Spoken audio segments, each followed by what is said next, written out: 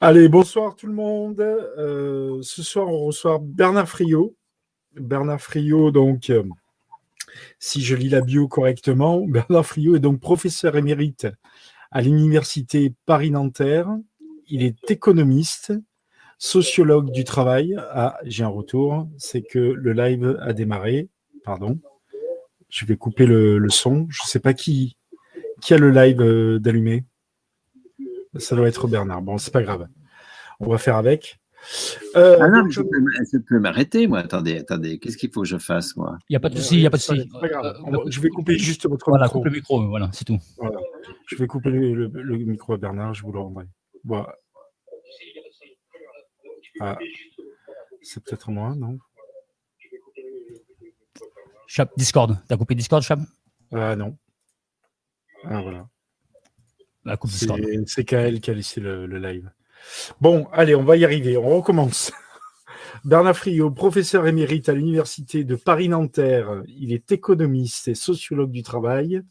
Ses travaux portent sur la sécurité sociale et plus généralement sur les institutions du salariat nées au XXe siècle en Europe continentale. Chercheur à l'IDHES, il est membre de l'Institut européen du salariat. Alors, vous retrouverez donc salariat.org, lessalariats.org. Adhérent à la FSU et au PCF, il participe à 2 associations d'éducation populaire politique, Réseau Salariat. Et alors, donc là, je rajoute que vous avez écrit donc 2 livres intéressants. C'est Désir de communisme et Vaincre Macron. Donc, Vaincre Macron est en 2017, il me semble. De livres plus récents, ils sont tous intéressants. Voilà. Et Désir de communisme, donc c'est le prochain qui arrive, c'est ça? Alors, je vais vous débloquer le micro, comme ça on va pouvoir échanger. Voilà. Oui, il est à paraître. Celui-là, c'est un livre de conversation avec Judith Bernard qui anime le hors texte, hors série, pardon. Hors série, voilà, plus exactement. Et c'est un livre d'entretien donc avec Judith qui paraîtra en septembre aux éditions textuelles. Il devait paraître en avril, mais avec le confinement, la sortie a été repoussée au 2 septembre. D'accord, donc une rentrée chargée. On va dire ça comme ça. Bien, alors donc ce soir, on vous reçoit donc pour alors non seulement le salaire à vie, le salaire à la qualification, mais aussi pour démystifier, comment on pourrait dire, démystifier le revenu universel. Disons ça, on peut peut-être assez rapidement sortir cette question du débat qu'on va avoir ce soir.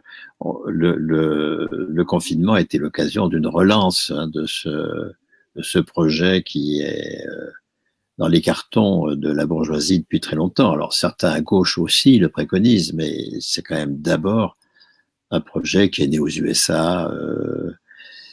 Il s'agit globalement d'en finir avec le salaire à la qualification, ce dont on va parler justement ce soir, par les 2 bouts. Pour la partie, disons les 800 premiers euros de ce salaire, on les remplace par un revenu de base universel. Et beaucoup de jeunes aujourd'hui n'accèdent plus jamais au salaire à la qualification. Ils sont confinés dans des dispositifs qui ne reconnaissent pas une qualification. C'est le RSA, bien sûr, mais c'est aussi des contrats de solidarité, des contrats de service civique, enfin tous des machins qui font qu'ils travaillent sans être payés. Et évidemment, si on leur offrait un revenu de base inconditionnel, leur situation serait plutôt améliorée. Mais à partir d'un recul très net par rapport au salaire à la qualification qui les payerait bien mieux qu'un revenu de base. Et puis par l'autre bout, le salaire à la qualification est attaqué par des contrats de mission, par du retour au salaire à la tâche. Enfin, on n'est pas payé pour la qualification du poste de la convention collective, on est payé pour une mission précise, un CDD. C'est-à-dire que la grande conquête sur laquelle on va revenir ce soir, du salaire à la qualification, et surtout quand elle est personnelle, est niée aussi bien par le revenu de base universel que par toutes ces revenus très contributifs qui supposent une performance sur des marchés sur lesquels on n'a aucune prise, hein, aussi bien le marché du travail que le marché des biens et services pour les indépendants. D'accord. Carto, tu voulais rajouter quelque chose? Oui, ben je vais saluer tout le monde, Bernard évidemment, nos amis là sur le direct, et puis toutes les personnes qui se connectent au fur et à mesure sur le chat YouTube. Bonsoir à vous tous.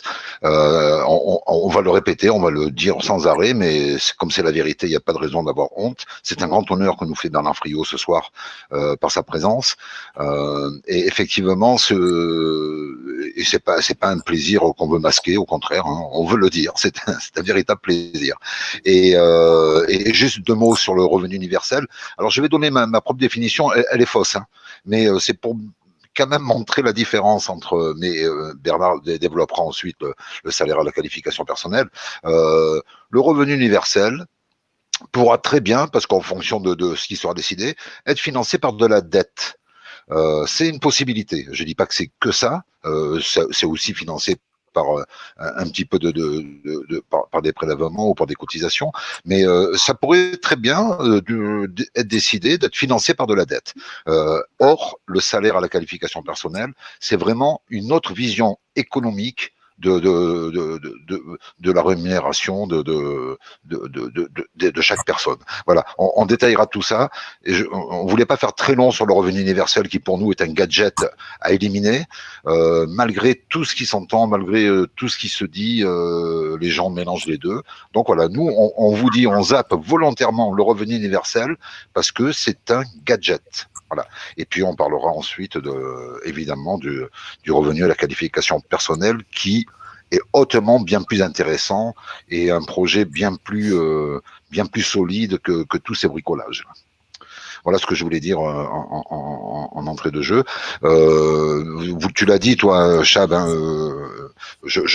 du coup, je sais plus si c'était en avant émission ou depuis que tu as ouvert le micro. Bernard est très lié au réseau Salariat. On a reçu la semaine dernière notre ami Stéphane Mangatz du réseau Salariat. Bon, voilà, c'est on est toujours dans cette idée de dire il y a des choses à faire. On peut modifier le système économique du pays d'une façon ou d'une autre. Et là, c'est quand même assez révolutionnaire. Et donc, on avait un grand intérêt de parler du projet de Bernard. Voilà, je fais encore des phrases très très longues, mais ceux qui me connaissent ont l'habitude. J'en ai terminé, Chab. Voilà, on est là ce soir pour parler du salaire à la qualification et de la restructuration du travail dans le monde dans lequel on vit. Donc tout le reste, ça ne nous intéresse pas. Moi, je rejoins pareil, hein, je rejoins Carto. Hein, bonjour à tous, bonjour au chat, bonjour à Bernard. Et pareil, c'est un grand honneur pour nous de recevoir quelqu'un qui vient. Alors, Carto a utilisé le mot révolutionnaire. En effet, hein, on peut qualifier ça de révolutionnaire, mais c'est aussi l'intérêt de ce projet, c'est qu'il s'inscrit déjà dans une réalité existante. Et c'est de ça dont on va pouvoir un petit peu parler ce soir. Bien. Donc, je crois qu'on va évacuer le revenu universel. Et on va se concentrer sur le salaire à vie et faire un peu des jonctions avec le RIC et les Gilets jaunes. Peut-être essayer de mettre tout ça en lien pour essayer de donner une raison à l'adopter. Qu'est-ce que vous en pensez, Bernard? Oui, bien sûr. Hein, les Gilets jaunes sont particulièrement concernés par un projet de salaire lié à la personne. Au départ, hein, quand on regarde l'histoire de cette mobilisation tout à fait décisive et qui va se poursuivre, bien sûr, c'est une mobilisation au très long cours. les Gilets jaunes demandaient une hausse du pouvoir d'achat. Hein. Et puis, comment a répondu Macron? Par une prime, hein, par une prime sans cotisation, comme d'habitude, c'est-à-dire par quelque chose qui s'attaque au salaire, justement, parce que la cotisation est fondamentale dans le salaire tel qu'il a été conquis au XXe siècle. Et très vite, ces travailleurs en lutte ont compris qu'on les bernait et ils sont passés de hausse du pouvoir d'achat à hausse du salaire. Quelle est la différence entre le pouvoir d'achat et le salaire? Bien, c'est la différence entre une rémunération capitaliste et une rémunération communiste. J'emploie le mot dès le départ, comme ça les choses seront à clarifier sans doute, d'autant que beaucoup n'identifient pas communisme au salaire, mais je vais bien m'en expliquer, j'espère. La rémunération capitaliste, c'est prenons un paysan ou un travailleur indépendant en général. Je vais prendre l'exemple d'un paysan FNSEA, disons, un paysan pris dans l'agrobusiness, mais ça pourrait être n'importe quel travailleur indépendant. Qu'est-ce qui lui reste pour vivre une fois qu'il a remboursé le prêt, parce qu'il est complètement sous une dette énorme, un paysan qui fait de l'agrobusiness, enfin, qui est dans l'agrobusiness parce qu'il fait du poulet industriel, il fait du blé, enfin, etc., du lait qui vend à Lactalis, etc. Justement, une fois qu'il a vendu son lait à Lactalis, qui lui a piqué à travers le prix de misère qu'il lui laisse une bonne partie de la valeur qu'il y crée.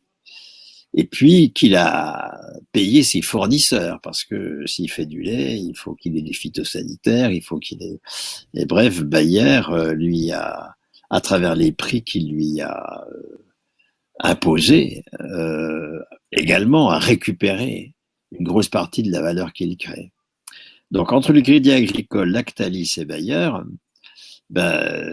l'essentiel de la valeur qu'il produit est récupéré par des groupes capitalistes.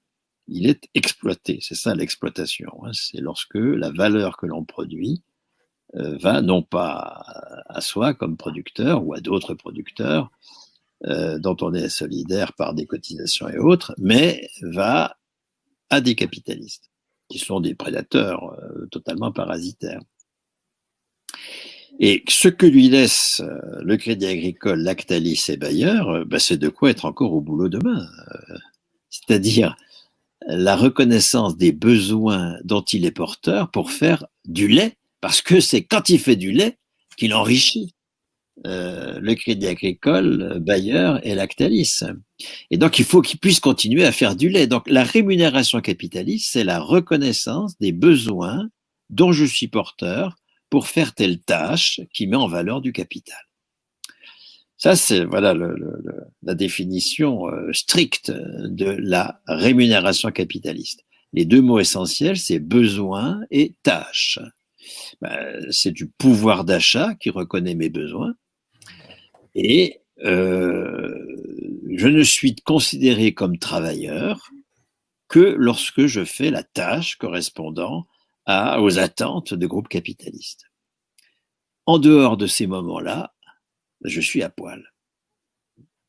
Quand je ne suis pas performant sur le marché du travail ou sur le marché des biens et services, je suis à poil.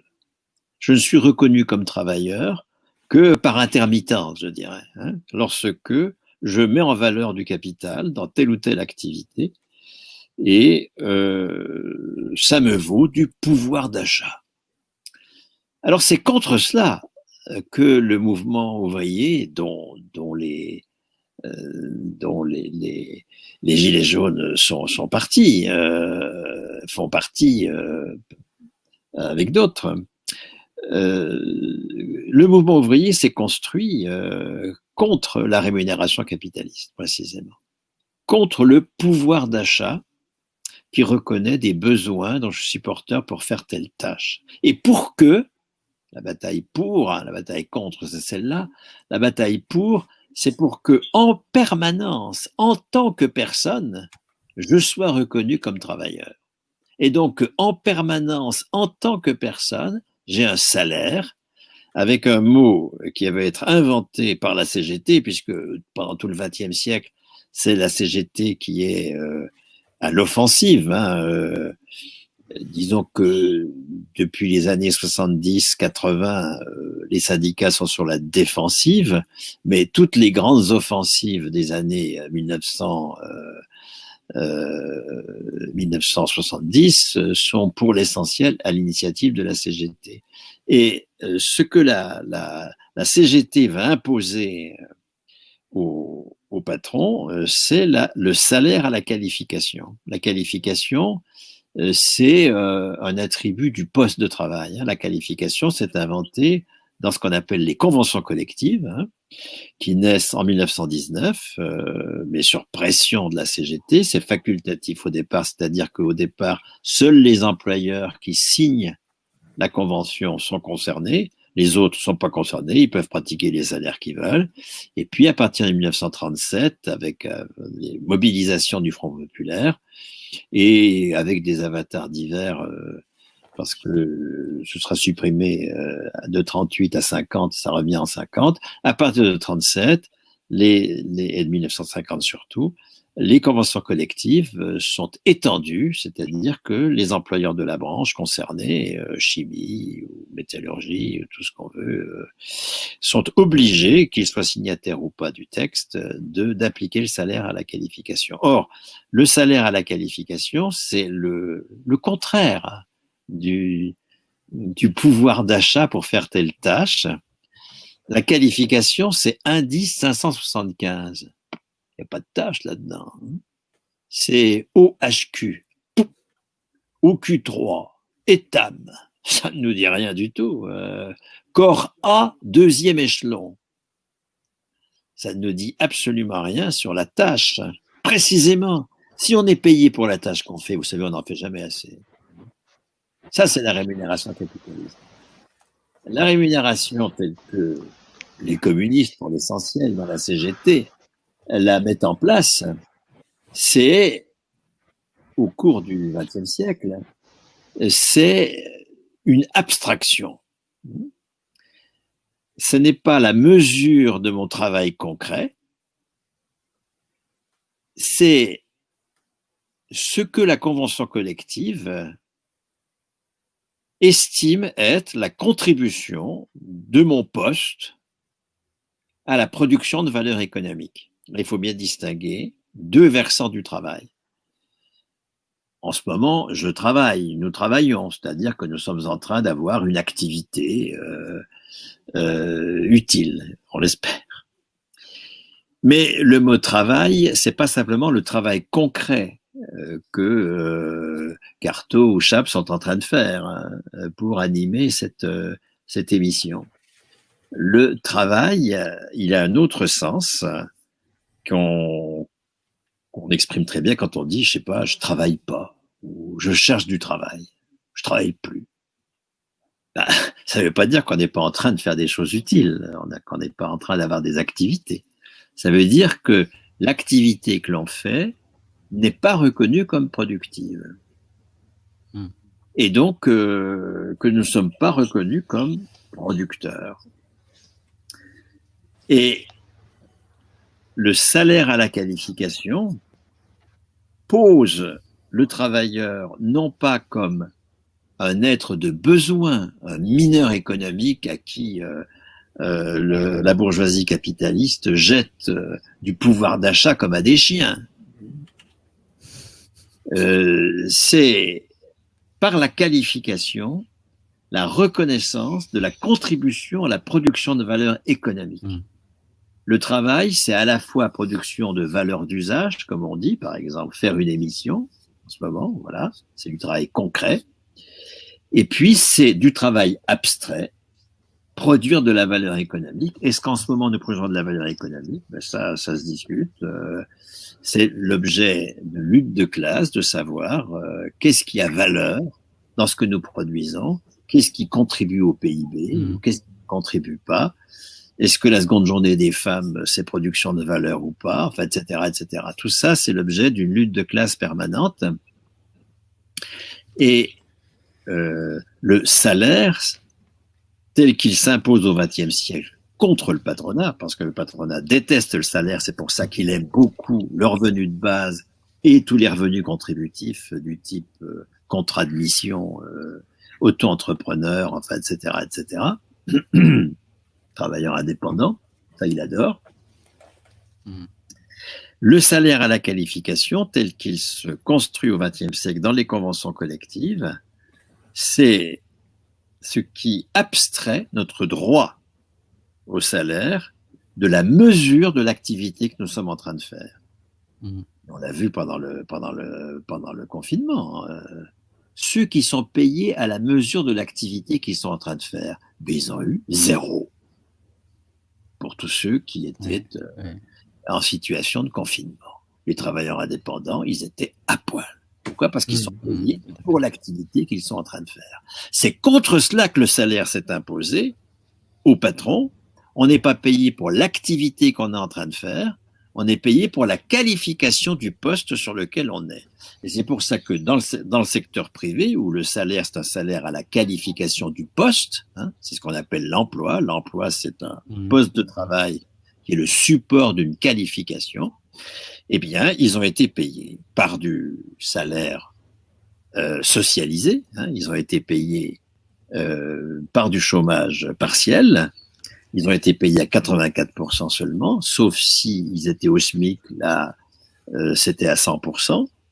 Donc, ils n'ont pas conservé tout leur salaire, mais on voit très bien hein, qu'on peut être sans activité et être payé parce que le salaire, ce n'est pas la mesure de l'activité. Et alors, qui a conservé son salaire? Ben, les fonctionnaires. Les fonctionnaires, ils ont conservé leur salaire, quelle que soit leur activité. Alors, certains, d'ailleurs, avaient une activité. Hein. Les enseignants enseignaient à distance. Beaucoup des fonctionnaires ont travaillé à distance, évidemment, mais pas tous. Et en tout cas, alors que les salariés du privé qui travaillaient à distance ont été payés par du chômage partiel et donc n'ont pas conservé la totalité de leur salaire, aucune de leurs primes, évidemment, pour tous ceux qui ont des primes, rien du tout de tout cela. En revanche, les fonctionnaires qui sont payés, alors cette fois-ci, pour leur qualification personnelle, eux, ont conservé leur salaire. Et ça, c'est l'étape de plus. Vous voyez, la CGT, elle a conquis le salaire à la qualification du poste, ça c'est l'emploi dans le privé, et on voit que c'est très supérieur au travail indépendant. Il faut beaucoup mieux être salarié qu'indépendant, c'est évident. Les plus exploités des travailleurs, c'est les indépendants, parce que c'est eux qui ne s'organisent pas entre eux, qui n'ont pas mis des bornes à l'exploitation, et donc les capitalistes, comme fournisseurs, comme prêteurs ou comme acheteurs, piquent la valeur qu'ils produisent toujours. C'est pour cela que les capitalistes adorent les travailleurs indépendants. Ils n'aiment pas le salariat. Contrairement à ce qu'on raconte quand on dit que le salariat, c'est une institution capitaliste. Mais bien sûr que non. Mais bien sûr que non. L'institution capitaliste, c'est le travail indépendant. Le salariat, c'est une conquête d'un salaire qui fait abstraction de la mesure de l'activité qu'on est en train de faire. Et on a vu, encore une fois, pendant le confinement, l'incroyable supériorité de cette conquête sur le fait d'être payé pour l'activité qu'on est en train de faire. Et puis, encore une fois, la deuxième étape dans la conquête qu'a faite la CGT du salaire à la qualification au XXe siècle, c'est le salaire des fonctionnaires, où là, c'est pas le poste qui est qualifié. Un fonctionnaire qui change de poste ne change pas de salaire. Y compris si c'est pour un poste avec plus de responsabilités, il ne change pas de salaire. Pourquoi? Son salaire n'est pas lié à son poste. Le support de sa qualification, c'est pas son poste comme dans l'emploi privé, c'est lui-même. Un fonctionnaire, il est payé, comme on dit, pour son grade. Le grade, ben, c'est l'abstraction de la qualification. Il est corps A, troisième échelon. Indice 227, ou 375, ou 728, qu'importe. Enfin, qu'importe, non, le salaire n'est pas le même.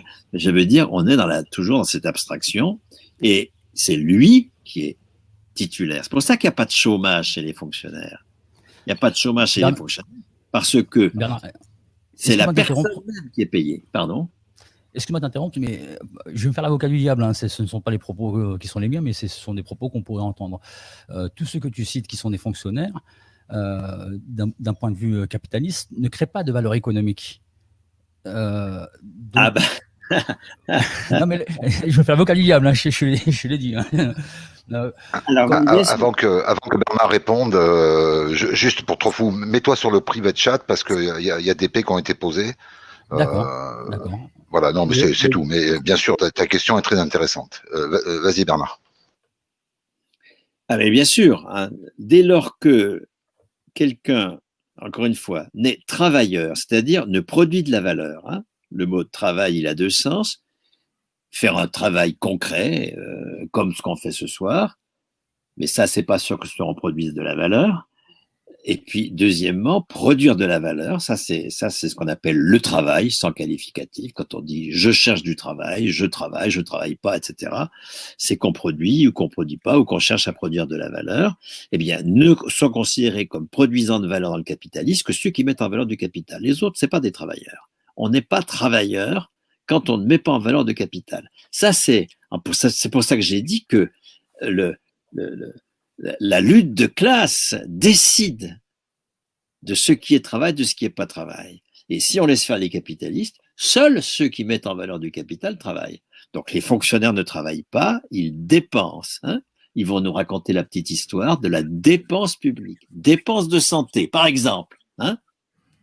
Ils ont dépensé les toubibs là pendant les 3 mois derniers, ou ils ont produit du soin. C'est de la production, l'hôpital, ou c'est de la dépense? Oui, c'est ça. Et Macron, lui, quand il a gagné 3 millions d'euros dans les 4 ans qu'il a passé dans une banque d'affaires à faire ce qu'on appelle j'ai même oublié le nom, de la fusion-acquisition, de la FUSAC, d'accord, et qu'il a aidé Nestlé contre Danone à empocher, enfin à acheter les laits maternisés, les laits infantiles, les laits Pfizer, d'accord? C'était utile ce qu'il faisait? C'était du travail? Ah oui, c'était du travail. Ça valait 3 millions d'euros en 4 ans, d'accord? Voilà. Alors, ce qu'appelle travail le capitaliste, c'est de la merde. On s'en est très bien aperçu pendant les 3 mois derniers. Pendant les 3 mois derniers, on a parfaitement pu se passer des FUSAC et des Macron qui font de la FUSAC, d'accord? On n'a pas pu se passer de tous ceux dont le capitaliste dit qu'ils coûtent, qu'ils dépendent. C'était un bel exemple. Allez, Goron, pose ta question. Allez, on va faire un petit... Ouais, j'avais plusieurs points. Hein. Je mets de l'eau un peu au moulin à Bernard, c'est-à-dire que tout à fait, quand on perd son emploi ou quoi, tout de suite, on nous met au chômage et on nous dit faut coder la cache chercheur d'emploi. Sachant que comme Bernard le dit, c'est pas parce qu'on n'a plus d'emploi qu'on ne produit plus. C'est-à-dire qu'on continue à élever nos enfants, on continue à faire le ménage. Ça, c'est du réel. C'est un petit peu comme la médecine avec ce qu'ils produisent. Et là, on est en train de se rendre compte que ça peut rentrer dans le PIB parce que ça produit, etc., etc. Et moi, je voulais souligner aussi, c'est le fait que vous avez dit avec les gilets jaunes, etc. Ça partait du pouvoir d'achat. Et c'est arrivé très vite, intellectuellement, politiquement, dans le bon sens du terme, pas politique politicienne, mais vraiment connaître la réalité, les rouages de la République. On voit très bien que les gilets jaunes, le noyau dur, en l'occurrence une partie, est en train d'évoluer et de vouloir se structurer. Alors, vous avez évoqué aussi je dis tu, Bernard, tu as évoqué la CGT, qui n'en finit pas de mourir dans plusieurs vidéos. Voilà. Alors, est-ce que les gilets jaunes, notamment, ce ne sont pas les CGTistes, dans le bon sens du terme, c'est pas un gros mot, de l'époque, c'est-à-dire rebattre les cartes, parce qu'on s'est aperçu que quand on prend une carte avec les systèmes hiérarchiques, il y a des gens qui sont plus ou moins pas corrompus, mais vous voyez, le système est déjà cadenassé. Alors, est-ce que les gilets jaunes, une partie des communistes, socialistes, PRCF, ce qu'on veut, de base, je parle bien, ont pas tendance à se rallier et à essayer de créer une nouvelle chose? Je ne sais pas si vous avez un point de vue là-dessus, si vous avez étudié en tant que sociologue, parce que ça parle aussi de souveraineté monétaire, récupérer sa souveraineté monétaire, donc combattre le capitalisme, et aussi en même temps pouvoir poser la question de la question sociale derrière. Je sais pas si vous avez, voilà, je pense un avis là-dessus, ça serait pas mal. Bah, un avis, d'une part, tu n'arriveras pas à me faire dire du mal de la CGT. Non, c'est pas le but. C'est une organisation, certes, qui a ses difficultés, mais enfin, c'est l'organisation avec Solidaire, avec la CNT, enfin avec la FSU, sont des organisations combatives qui ont leurs faiblesses comme toute organisation. Mais c'est bien à ces organisations-là que nous devons le statut de la fonction publique, le statut des électriciens et gaziers, enfin, etc., etc. La sécurité sociale dans son régime général, du coup donc l'assurance maladie et le système de soins, tout cela est à l'actif de ces organisations qui sont à la peine aujourd'hui, qui sont sur la défensive. Et alors tout à fait, je suis bien d'accord avec toi, tous ces militants qui se mobilisent aujourd'hui alors autour des Gilets jaunes et aussi autour de tout un tas d'appels à se fédérer, tout un tas de collectifs qui se sont constitués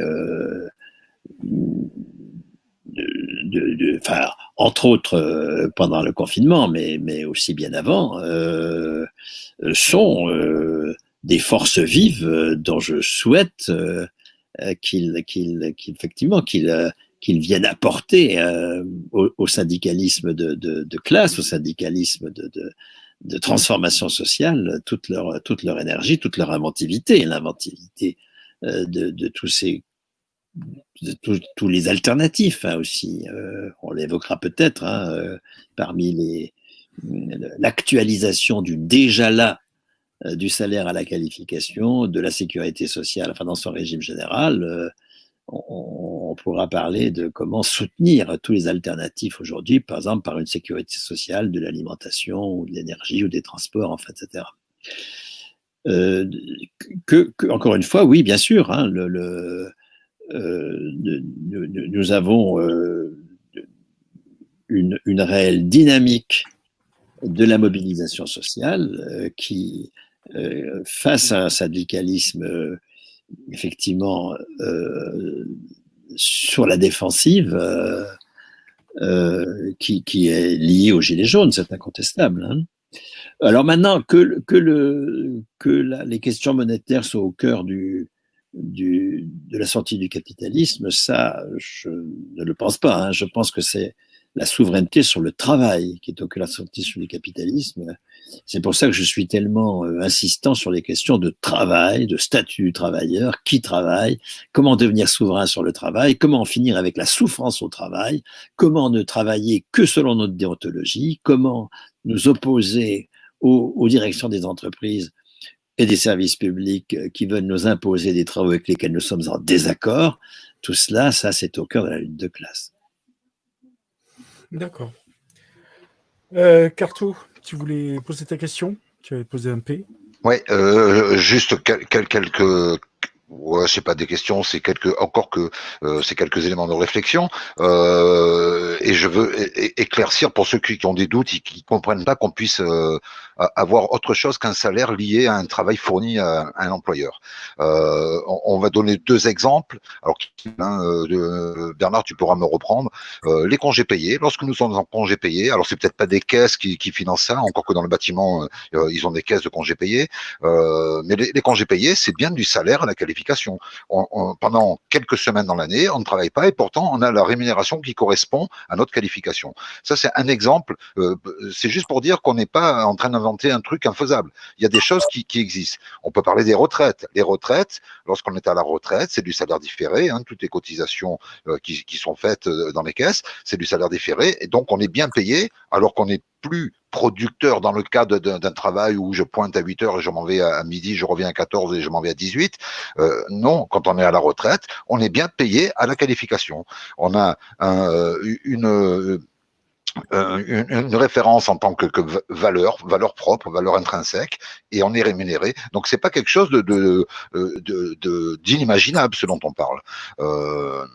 il y a bien une possibilité, puis après on va parler probablement de comment on finance ça, parce que c'est la question que beaucoup doivent se poser. Princeps d'ailleurs va prendre un peu la parole parce que beaucoup de questions sont posées sur le chat et on va faire participer aussi de cette façon nos amis chatteurs et sur le Discord peut-être aussi. Donc voilà, c'était juste pour mettre en avant des exemples, alors qui valent ce qu'ils valent. Encore une fois, là je suis pas en train de parler de cotisation ou de choses comme ça. Je dis simplement qu'il y a des périodes dans la vie où on est payé, mais on n'est pas payé par un patron. On est payé juste parce qu'on a une qualification qui nous est propre. Voilà. Peut-être que j'ai dit une bêtise, Bernard. Je te laisse reprendre et après Princeps interviendra. Non, pas du tout. Sur les congés payés, oui, et tu faisais une exception pour le bâtiment. Non, hein, le bâtiment, il y a des congés payés. Les employeurs cotisent, ils cotisent 20% du salaire brut, donc c'est même beaucoup plus élevé que dans les autres branches, parce que ça couvre aussi les intempéries. Donc on est payé aussi en cas d'intempéries. Donc il n'y a pas de travail et pourtant il y a salaire. Et puis, s'agissant de la retraite, mais c'est tout l'enjeu de la réforme. Hein. Est-ce que les retraités ont droit au salaire? Hein?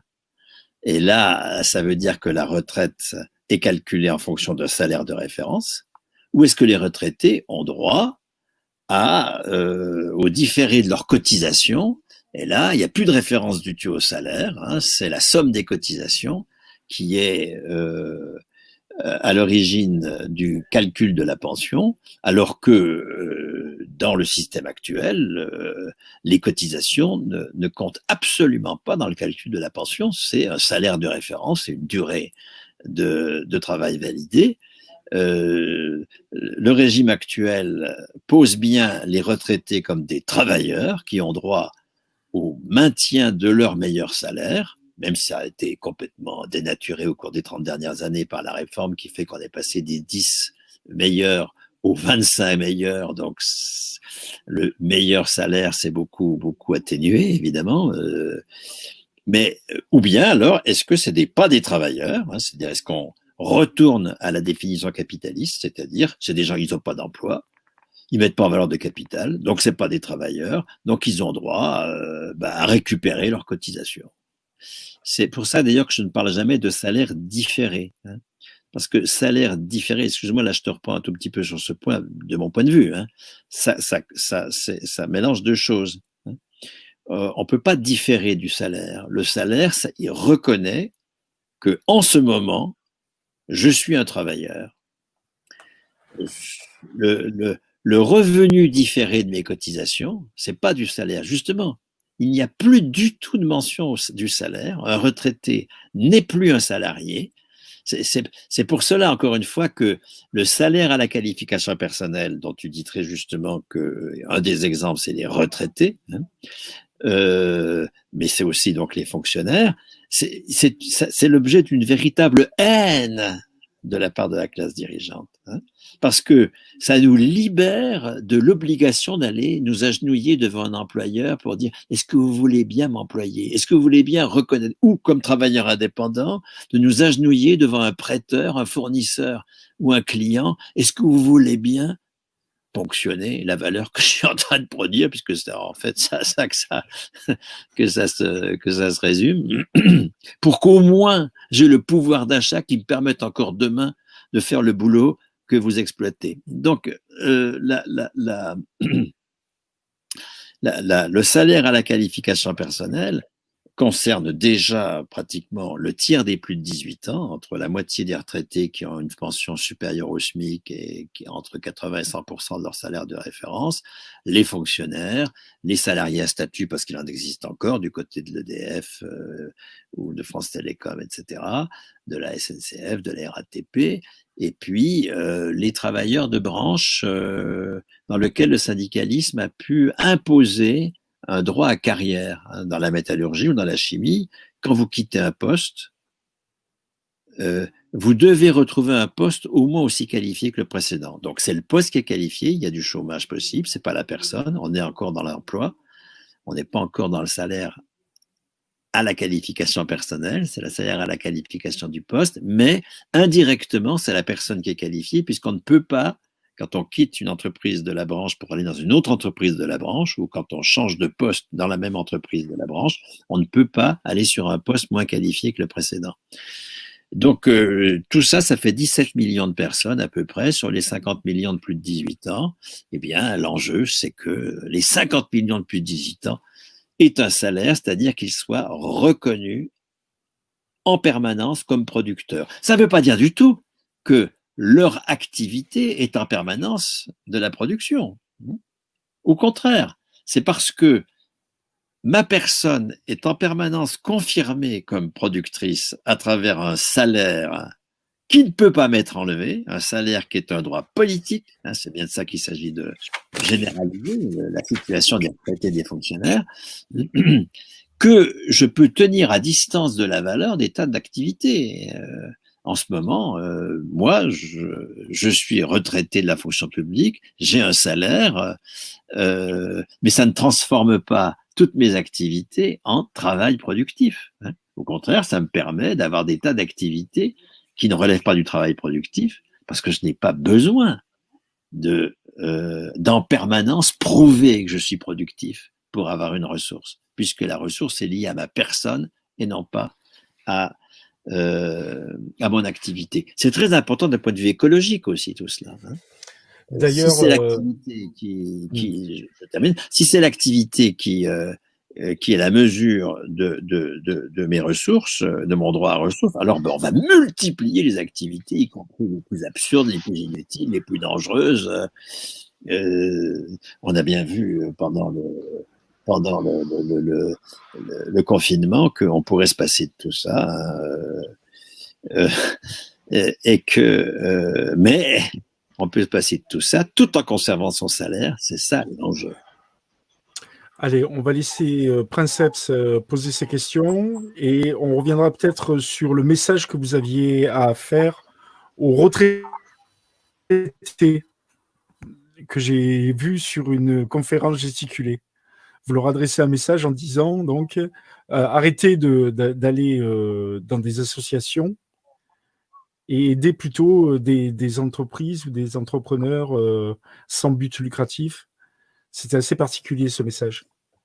J'aimerais qu'on y revienne peut-être après. Oui, très volontiers. Ah, vas-y, Princeps. Bonsoir tout le monde. Donc, je vais faire remonter quelques questions et quelques éléments qui sont ressortis sur le chat. Donc en particulier, un intervenant qui s'appelle S'adapter, qui a fait remonter, je pense, 3 éléments que je vais reformuler sans trahir son esprit, j'espère. Premièrement, quelle est l'utilité ou la fonction des différents grades et comment, donc les différents niveaux de salaire, hein, concrètement, à quoi ça sert et comment est-ce que ces différents grades ne vont pas répéter les inégalités que l'on observe actuellement dans la société, notamment le fait que les plus marginaux, les premiers de corvée, vont être nécessairement moins aptes à défendre leurs intérêts. Donc ça, c'est une question qui se divise en deux. Enfin, un troisième élément qui vient encore de S'adapter, est-ce que l'ambition, c'est de convertir tout le monde en fonctionnaire avec ce système? Et enfin, un quatrième et dernier élément, qui cette fois vient de Roland Pierriot, que vous inspire la généralisation du mécanisme de stage, notamment dans les classes de jeunes travailleurs, et comment est-ce que votre système remédierait à ça? Je crois que c'est ça un peu l'esprit de la question. Voilà. D'accord, éventuellement, il faudra me les répéter si j'oublie au passage des choses. Mais s'agissant de la hiérarchie des salaires, dans la proposition que nous faisons au réseau salariat, tout le monde à 18 ans a le premier niveau de qualification. Et on prend le salaire correspondant au SMIC revendiqué par les syndicats de classe. Je ne parle pas de la CFDT ou de la CFTC, bien sûr, mais c'est-à-dire 1 700 €. Donc, tout le monde à 18 ans à 1 700 € net. Et le salaire maximum est de 5 000 €. Donc, on est dans un rapport de 1 à 3. C'est donc une hiérarchie des salaires qui est quand même extrêmement réduite. Et alors, pourquoi la maintenir? Peut-être, moi, j'ai pas de j'ai pas d'idée sur les millénaires qui vont venir, hein. Mais je pense que conquérir une hiérarchie de 1 à 3, c'est déjà un énorme progrès. Et que vouloir implanter un salaire unique, je crois, n'aura pas d'écho populaire, ne va pas mobiliser. 2, aura des effets qui relèvent plus de la croyance que de la réalité. Alors certes, nous avons des expériences de gens très volontaires, qui, dans des maisons de santé, par exemple, ou dans telle ou telle entreprise, ont décidé d'avoir le même salaire. C'est tout à fait intéressant, hein. Mais je ne crois pas cet exemple transposable dans toute la société. Je pense qu'il y a des rapports de pouvoir dans le travail, que ces rapports de pouvoir, on ne peut pas les éliminer comme ça d'un coup de baguette magique, et que la hiérarchie des salaires permet de les, comment dire, de les gérer. D'une part, en incluant la différence entre les personnes dans un rapport de 1 à 3, alors que des rapports de pouvoir peuvent générer des espèces de tyrans, etc., etc. Et que s'il n'y a pas d'institution monétaire pour limiter ces rapports de pouvoir, à la fois les gérer, les exprimer. Hein. C'est vrai qu'il y a une violence à payer quelqu'un 3 fois plus qu'un autre. C'est une forme de violence. Mais cette violence, elle existe. C'est pas une vue de l'esprit. Ce qui est une vue de l'esprit, c'est de penser qu'on va la supprimer comme ça d'un coup de baguette magique. Donc, il s'agit que cette violence, on la réduise au maximum, hein, un rapport de 1 à 3, et même à partir de 50 ans, puisqu'on propose qu'à 50 ans, tout le monde devienne retraité, et le salaire moyen qui est 2300 € aujourd'hui, et donc, vous voyez que de 50 ans à la mort, on est entre 2300 et 5000 €. Donc, on est dans un rapport de 1 à 2. Hein. Donc, on est vraiment dans un souci de réduire au minimum la hiérarchie des salaires, mais pas de la supprimer.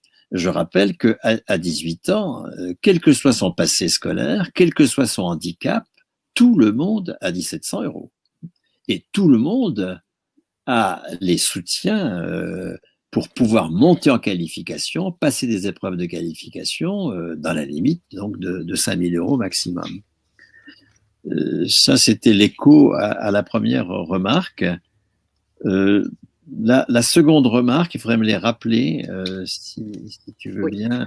À la première question, il y avait la notion de différence de classe aussi. Alors, de maintenir des différences de classe. C'était la deuxième partie de la première question.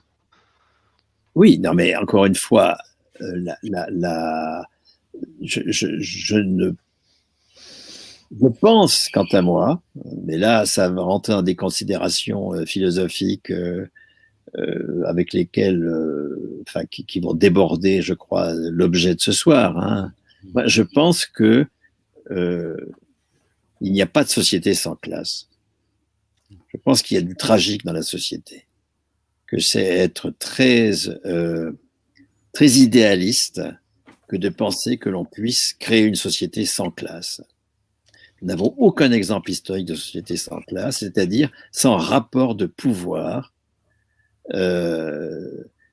qui font que des groupes sont subordonnés à d'autres. On n'a pas d'exemple historique durable et à grande échelle de telles sociétés. Et moi, je rêve, oui, d'une société sans classe, mais pour un chercheur, proposer une société sans classe dans les circonstances actuelles, pour moi, c'était irresponsable. Est-ce que c'est possible d'éteindre? Parce que là, je suis... Il faut que tu allumes la petite lampe.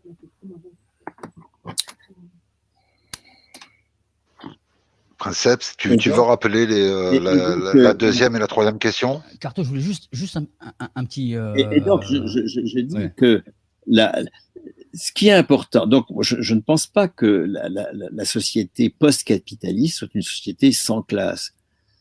Encore une fois, parce qu'il y a de la violence dans le fait qu'un salaire soit supérieur à un autre. Mais la hiérarchie des salaires sera l'objet de débats politiques permanents. Les jurys de qualification seront aussi l'objet de débats politiques permanents. Les critères de qualification seront l'objet de débats politiques permanents. C'est-à-dire que les rapports de classe, il faudra tout faire, bien sûr, hein, pour qu'ils ne soient pas naturalisés, qu'en permanence, il reste des sujets, des objets de débats politiques en permanence. Je voudrais juste rebondir là-dessus sur un paradoxe, Bernard, qui me semble être paradoxal, quand tu me dis ne pas croire en une société sans classe. Pour moi, la reconnaissance du statut de producteur de valeur économique pour tous, c'est déjà établir une seule classe vis-à-vis de ce statut-là qu'on partagerait tous. Puisque, en gros, si on regarde dans l'histoire, ce qui est la lutte de classe, c'est des rapports de domination. De domination sur le fait que certains n'ont que leur pouvoir d'aller travailler, d'aller se vendre à ceux qui ont le pouvoir d'avoir le capital pour pouvoir les acheter. En faisant disparaître ça, il me semble, alors peut-être que je me trompe, on fait disparaître les classes, il me semble. Oui, alors tout dépend des définitions qu'on a de la classe sociale, c'est sûr. En tous les cas, enfin, tu as raison de dire qu'on est dans la proposition sociale, on est bien dans un statut commun. Hein. Tout le monde de 18 ans à la mort a le même statut alors non pas de fonctionnaire, hein, pour prendre une des questions qui étaient posées, sûrement pas. Moi, je me bats pour le dépérissement de l'État. Toute ma réflexion vient d'une réflexion sur le régime général de sécurité sociale qui a été créé par les communistes de la CGT en 1946 contre l'État et contre le patronat. C'est les travailleurs qui décident eux-mêmes, et je suis pour la désétatisation des fonctions collectives. Je pense qu'il faut beaucoup plus de fonctions collectives qu'aujourd'hui, mais gérées par les travailleurs eux-mêmes. Je n'ai aucune confiance dans l'État. La pandémie est en train de remettre sur le devant de la scène plus d'État. Ah, mais non, sûrement pas plus d'État, plus de fonctions collectives gérées par les travailleurs eux-mêmes, comme l'a été le régime général de sécurité sociale, où pendant 20 ans, des travailleurs élus ont géré l'équivalent de la moitié du budget de l'État en 1947, mais de plus que le budget de l'État à partir des années 60. C'est De Gaulle qui a supprimé ça en 1967. De Gaulle était un adversaire acharné de la démocratie sociale, c'est-à-dire de la gestion par les travailleurs eux-mêmes d'institutions collectives. Les institutions collectives doivent être gérées par les travailleurs eux-mêmes. Ça a à voir aussi avec le RIC, tout ça, bien sûr. Donc, certainement pas tous fonctionnaires. Nous avons effectivement tous le même statut, et nous avons également tous la copropriété de l'outil. Alors là, ça sort complètement du capitalisme et de la dimension de classe de la propriété, hein, puisque nous sommes tous copropriétaires de l'outil de travail. Allez, il restait encore des questions, Princeps? Oui, il en restait que je n'ai pas honoré. Oui, il reste la question de Roland Pierriot concernant la généralisation du statut de stagiaire parmi les travailleurs. Et qu'est-ce que cela vous inspire, et comment est-ce que votre système serait un rempart à ça? En gros, je pense que c'était ça l'esprit de la question. Oui, chacun. Les stages, ça concerne précisément cette période de la vie qui a été inventée à partir des mesures jeunes, le plan en faveur de l'emploi des jeunes de 1977, c'était sous Giscard. Les mesures jeunes apparaissent. Hein, c'est là qu'on va créer les missions locales pour les jeunes en échec scolaire de 16 à 18 ans. Et puis ensuite, vous avez eu les travaux d'utilité collective, les SIVP, Ensuite, ça c'était en 84. Ensuite, sous Rocard, vous avez eu les contrats emploi solidarité. Et puis ensuite, vous avez eu les emplois jeunes sous Jospin. Vous avez les emplois de service civique et puis tous les stages. Enfin bref, toutes ces saloperies qui permettent de faire travailler des gens jusqu'à 35 ans, en gros, en niant qu'ils sont des travailleurs. Ce sont des travailleurs en train de s'insérer. Et alors, il y a encore des gens de 40 ans qui ne sont pas encore insérés, d'accord? C'est-à-dire qu'ils n'ont toujours pas droit au salaire à la qualification de la convention collective ou qui n'ont pas droit à un grade dans la fonction publique. C'est des contractuels dans la fonction publique ou c'est des salariés qui passent des contrats de mission, des machins, des trucs dans le privé, ou alors qui sont en stage,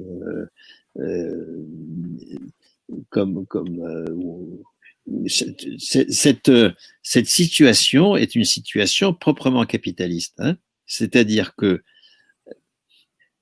encore une fois, nous ne sommes reconnus comme travailleurs qu'au gré du capital. C'est la bourgeoisie capitaliste qui décide quand est-ce que nous sommes travailleurs. Or, la conquête du salaire à la qualification, et en particulier le salaire à la qualification personnelle, c'est non. C'est pas la bourgeoisie qui décide. Toute personne est titulaire d'une qualification. Et alors, les stages peuvent éventuellement... un jeune de 18 ans qui quitte le lycée, il a 1 700 € par mois. Il est possible que sa première entrée dans une entreprise, ce soit quelque chose qui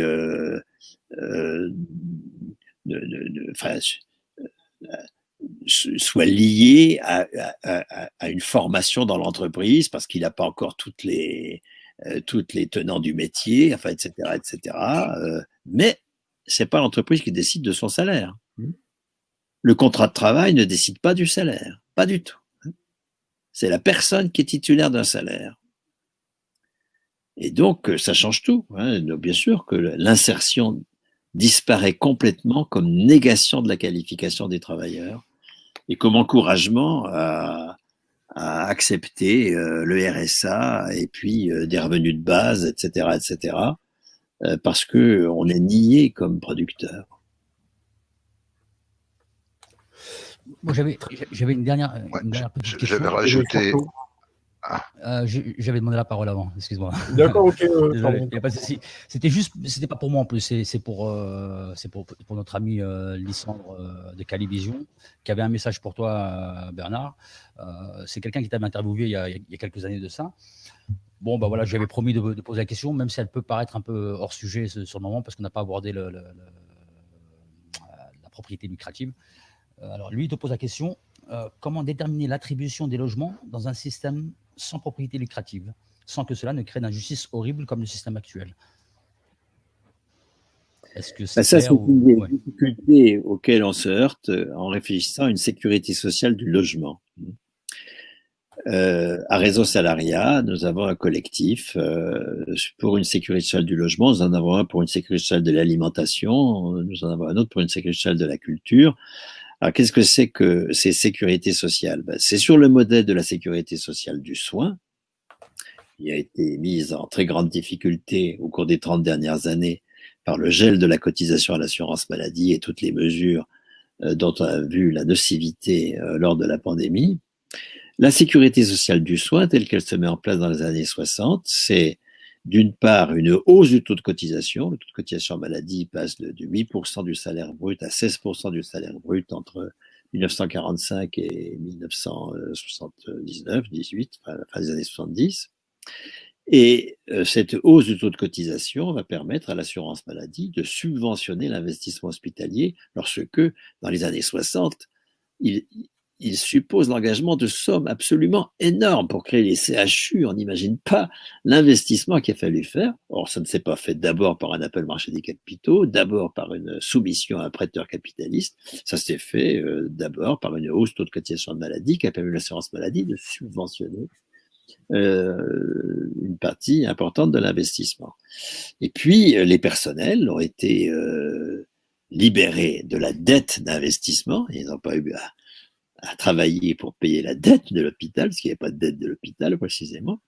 Mais ils ont été aussi libérés des marchés du travail, puisqu'ils ont été fonctionnaires. Et puis pour les travailleurs indépendants, les libéraux de santé, ils ont été conventionnés à partir de 1961. C'est-à-dire que là aussi, ils ont été libérés de la performance sur un marché des soins, alors que les avocats, les architectes, etc., ne sont toujours pas libérés de cette performance. Et ceux qui ne sont pas performants, ils crèvent la faim. Et sur le marché, je sais pas, le marché de l'architecture, vous savez, c'est pas tellement la profession libérale qui décide, hein, c'est les marchés publics qui vont exclusivement aux plus gros groupes, etc., etc. Et donc on a libéré les travailleurs indépendants de cette dépendance vis-à-vis du marché par la convention avec l'assurance maladie, avec une nomenclature des actes, des prix régulés par accord entre les professionnels et l'assurance maladie. Eh bien, on peut faire pareil pour toute production. Hein. En matière de logement, on peut imaginer que le logement fasse l'objet d'une solvabilisation collective, tout comme la santé fait l'objet d'une solvabilisation collective, que l'on socialise la valeur économique pour une cotisation logement qui ira à des caisses de logement. Ces caisses de logement, elles permettront l'accès au logement, soit en location, soit en propriété d'usage. Mais la location sera aussi une propriété d'usage, mais elle sera plus longue, disons, elle peut être sur l'ensemble de la vie. Hein.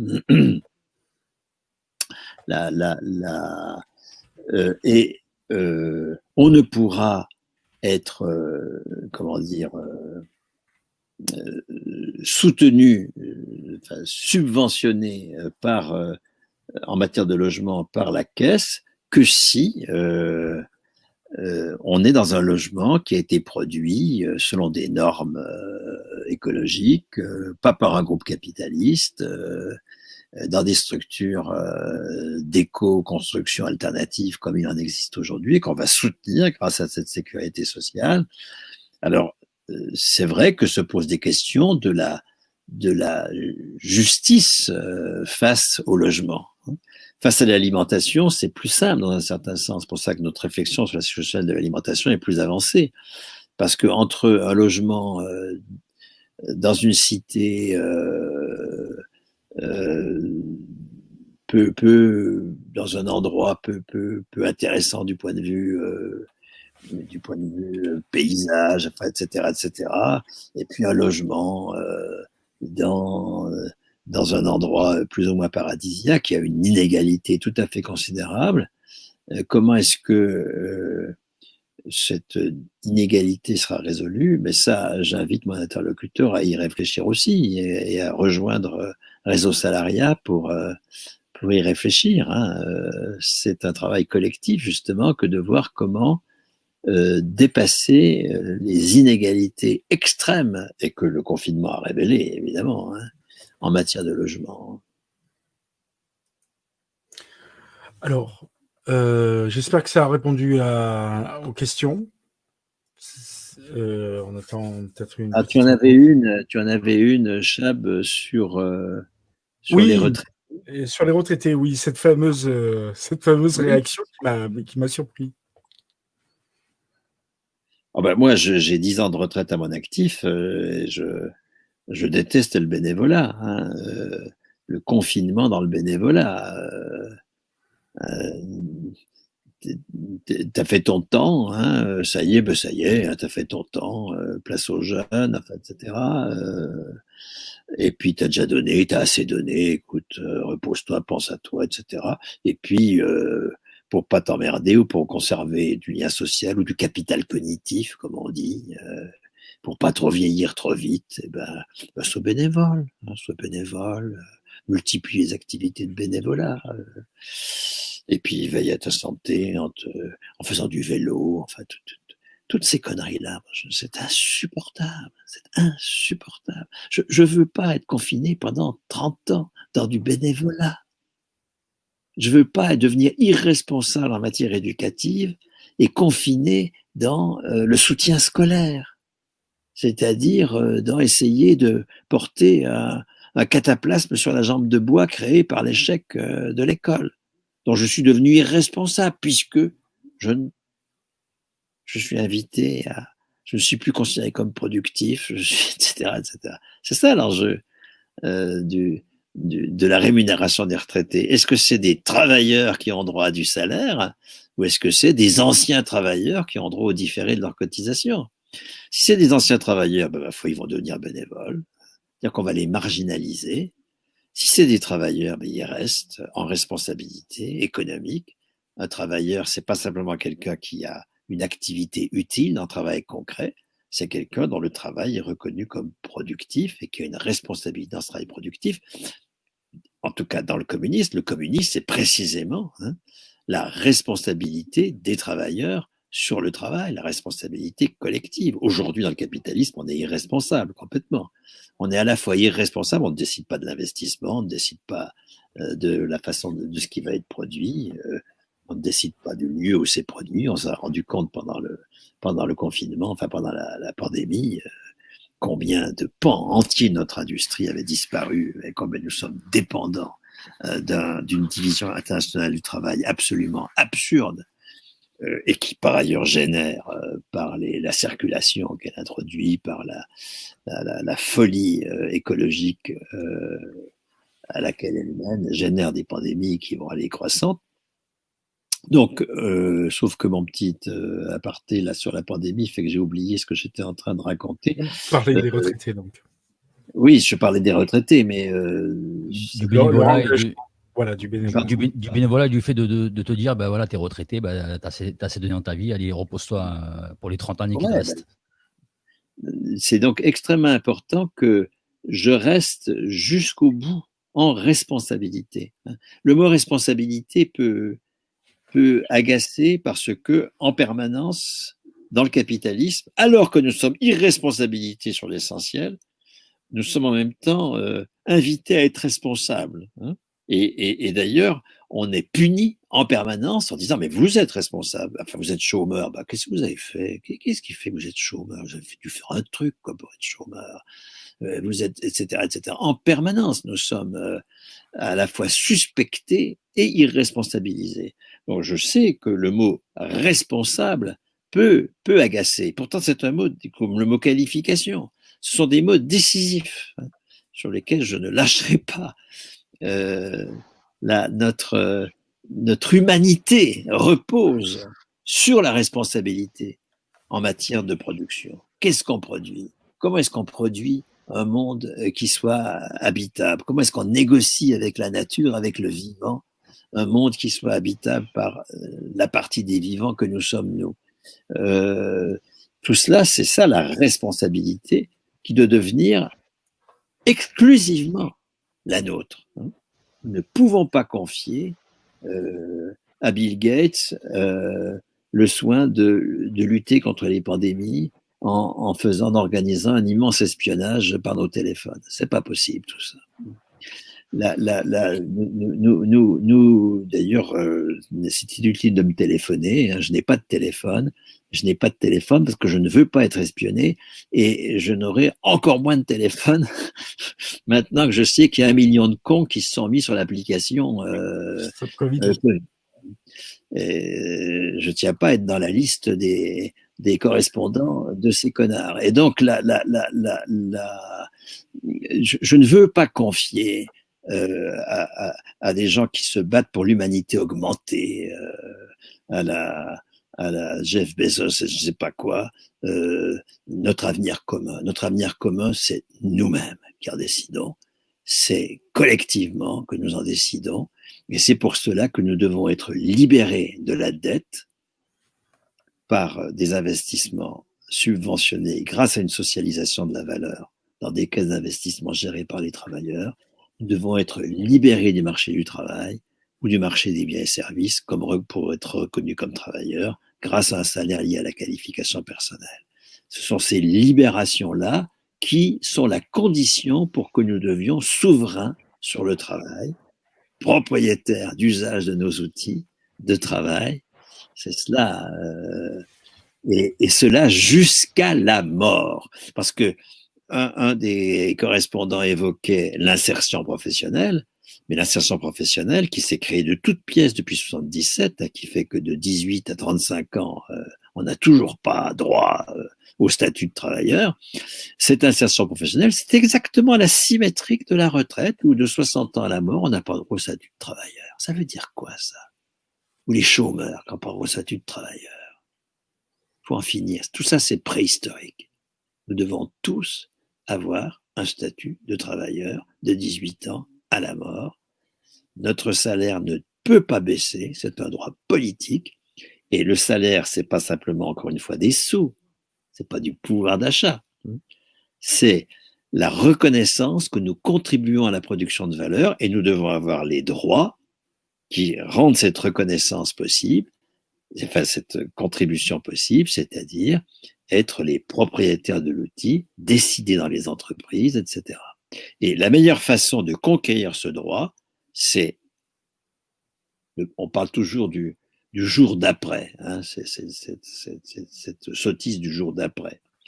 Eh bien, c'est maintenant que nous sortons d'un confinement punitif, policier, qui n'a été rendu nécessaire qu'à cause de l'impéritie, de la folie de nos dirigeants qui ont détruit les moyens de faire face à la pandémie et qui provoquent par un capitalisme complètement fou les pandémies en question.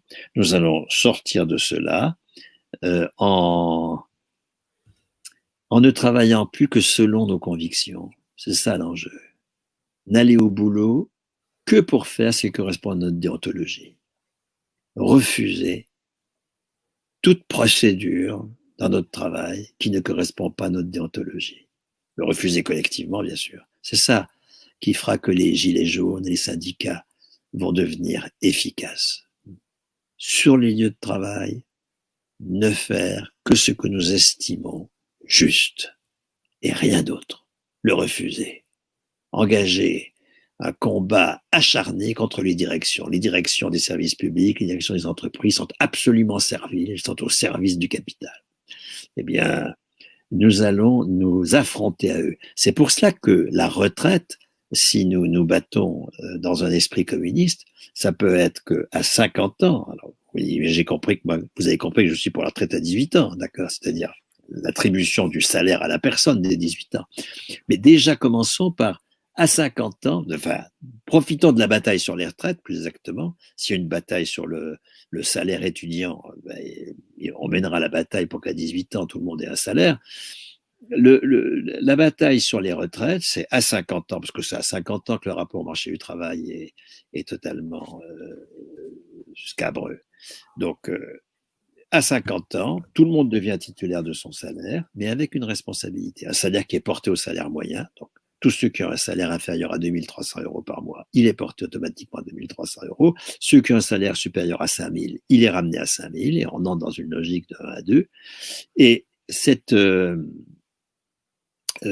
attribution du salaire à la personne est accompagnée d'une responsabilité. La responsabilité d'auto-organiser les travailleurs dans l'entreprise. D'auto-organiser le refus des directives qui vont contre la déontologie des travailleurs et qui sont source de la souffrance au travail. Allez, Bernard, on va essayer de faire des échanges parce que là c'est le point crucial il me semble, en tout cas pour moi, de mon point de vue, on a besoin d'être très explicatif dans cette partie-là, parce que évidemment, j'imagine que il y a j'ai pas vu le chat, mais il y a des questions qui se posent. Comment on finance tout ça et donc ça, je sais que tu as la réponse, mais c'est bien de faire de la pédagogie là-dessus, parce que les gens ne comprennent pas. Hein. On est dans un système, on est enfermé dans ce système capitaliste qui décide qui a le droit de toucher quelque chose et qui n'a pas le droit, parce qu'on en est là, et c'est contre ça qu'on se bat. enfin en tout cas la proposition que tu fais, elle est bien de le dire, c'est plus aux capitalistes de décider qui a droit ou qui n'a pas droit.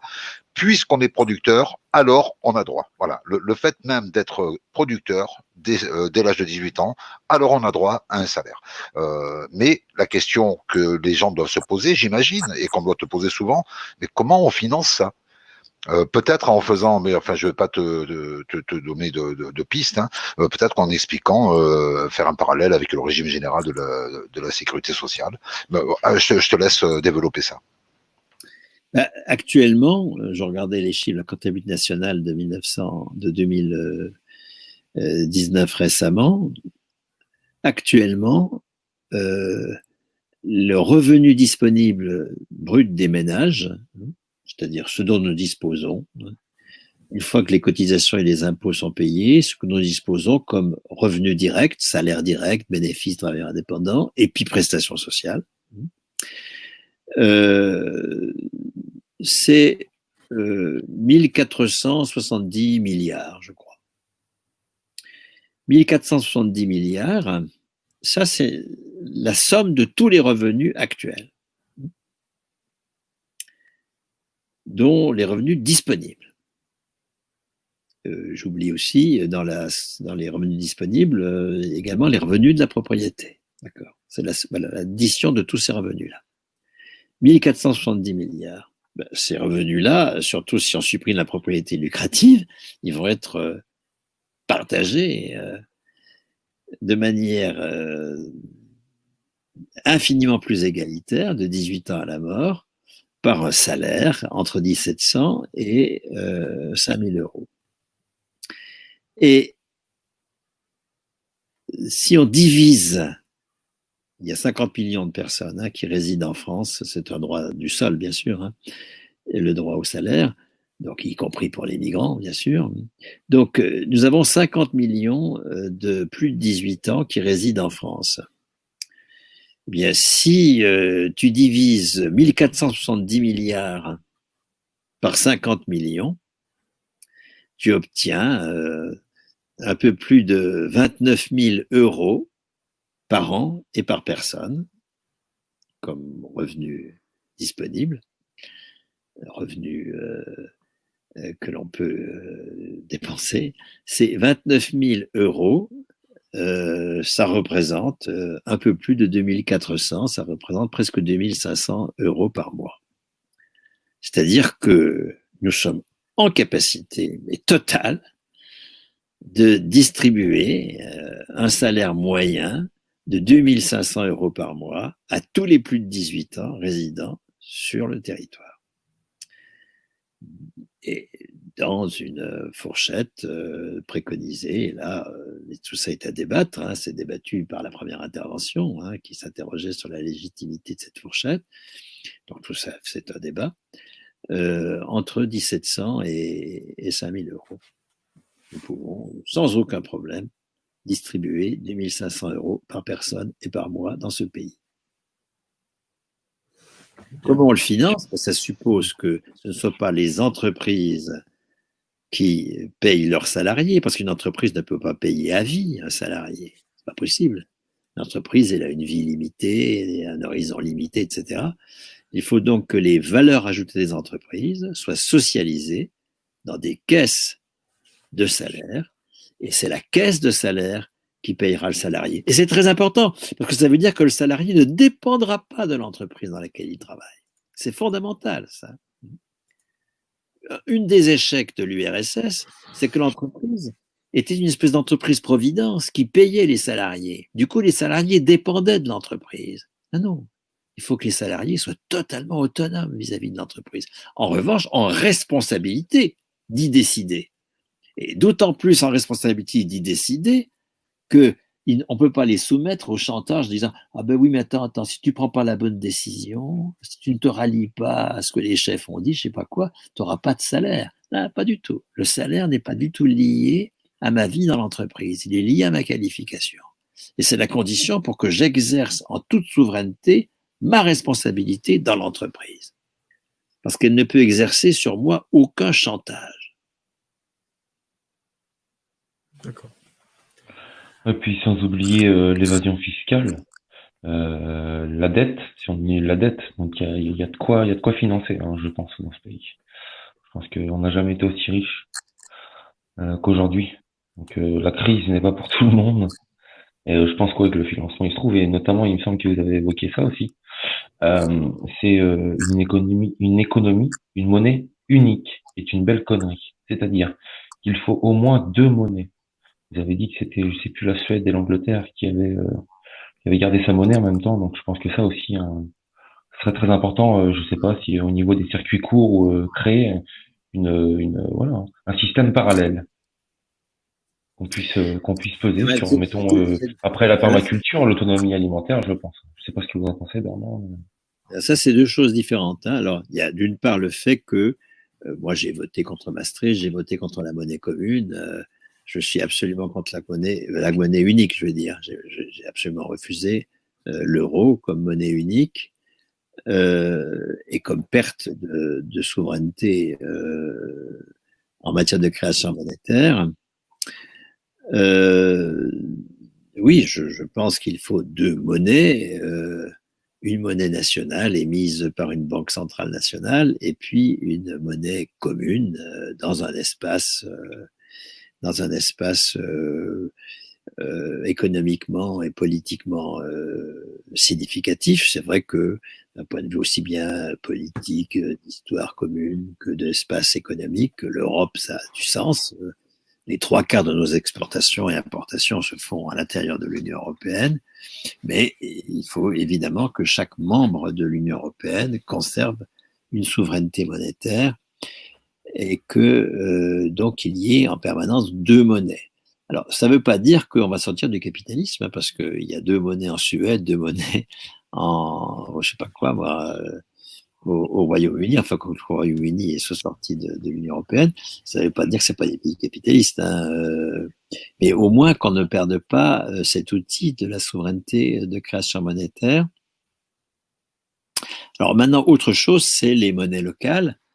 Les monnaies locales, alors elles sont indexées sur l'euro, donc c'est pas vraiment anti-euro, hein, ça c'est quand même sous la dépendance de l'euro, mais elles ont un intérêt, c'est que elles orientent la consommation vers les producteurs locaux. Donc ça c'est tout à fait intéressant, et on peut alors réfléchir, c'est ce que nous faisons à Réseau Salariat quand nous réfléchissons sur la sécurité sociale, par exemple de l'alimentation, ou les sécurités sociales de toutes les productions à créer en matière de culture, de logement, d'énergie, de transport, etc.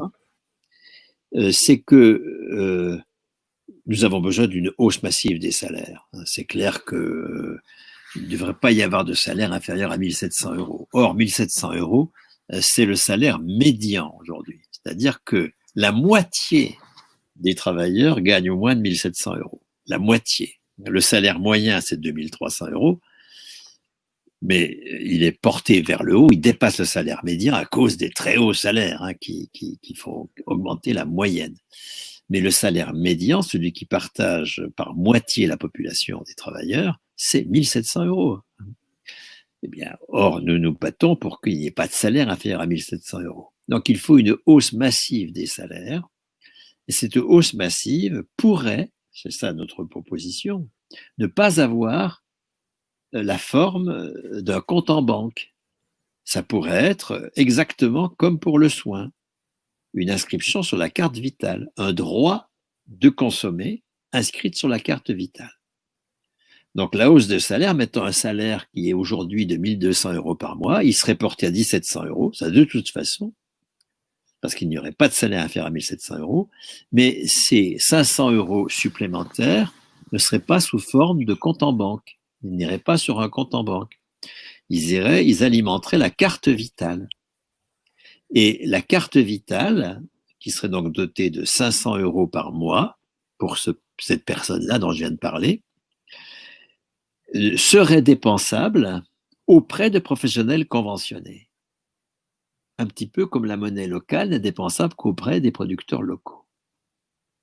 Et en matière d'alimentation, supposons qu'on ait 100 euros ou 200 euros pour l'alimentation sur la carte vitale par mois, on ne pourrait les dépenser qu'auprès de tous les alternatifs qui luttent contre l'agrobusiness, qui luttent contre la folie de l'agrobusiness. Et donc, seuls les paysans qui produisent bio, seuls les paysans qui produisent en respectant le droit du travail, seuls les paysans qui sont les propriétaires de leur outil, seuls les paysans qui, etc., seules les entreprises, je sais pas quoi, de bière, de fabrication, de produits élaborés, qui sont la propriété de leurs salariés, seraient conventionnés. Seules les entreprises qui ne font pas appel au marché des capitaux seraient conventionnées. Vous voyez, c'est là qu'effectivement, une monnaie en espèces, ça c'est la monnaie qu'on a sur notre compte en banque, mais il y a également une monnaie en nature qui a été inventée par le régime général de sécurité sociale. C'est une monnaie, c'est bien de la monnaie, on va chez le Toubib et on paye, c'est de la monnaie, mais c'est de la monnaie en nature, c'est-à-dire qu'elle n'est dépensable qu'auprès de professionnels dont on s'assure qu'ils travaillent pour le bien commun et non pas pour le capital. Bien, Goron, est-ce que ça t'a convenu? Voilà, ouais, on va continuer. Ah pardon, on va continuer dans les précisions par rapport à ça. Donc l'idée, c'est de dire, il y a des gens à qui l'outil de travail tient. Ceux qui participent à la production sont propriétaires d'usage du bien de production. Les ventes générées par la production, c'est le chiffre d'affaires. Et c'est à partir de là que l'intégralité du chiffre d'affaires retourne dans des caisses qui sont créées, l'une pour les salaires, l'autre pour la sécurité sociale, la troisième pour l'énergie, enfin je vais dire n'importe quoi, la quatrième pour l'investissement au sein même de l'entreprise, la cinquième ça peut être pour l'habitation, et donc on n'a plus déjà la notion de dire le capitaliste va récupérer une partie de la valeur ajoutée créée. Là, il n'en est plus question. On n'est plus dans cette optique-là. On sort vraiment de ce système progressivement, de ce système capitaliste, avec la propriété du bien de production. Et du coup, l'ensemble des richesses générées par l'activité. Attention, comme tu as dit deux mots différents, l'un est faux et l'autre juste.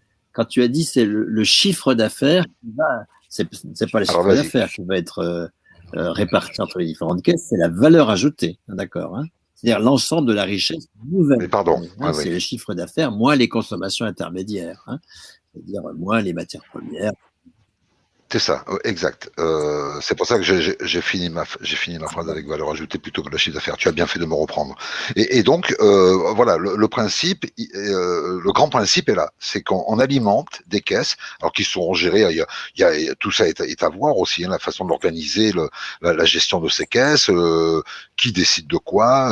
Voilà, ça demande une réorganisation totale du schéma économique du bien de production, en fait, de l'entreprise. Et c'est de tout ça dont on parle. Voilà, j'ai terminé. Oui, trop.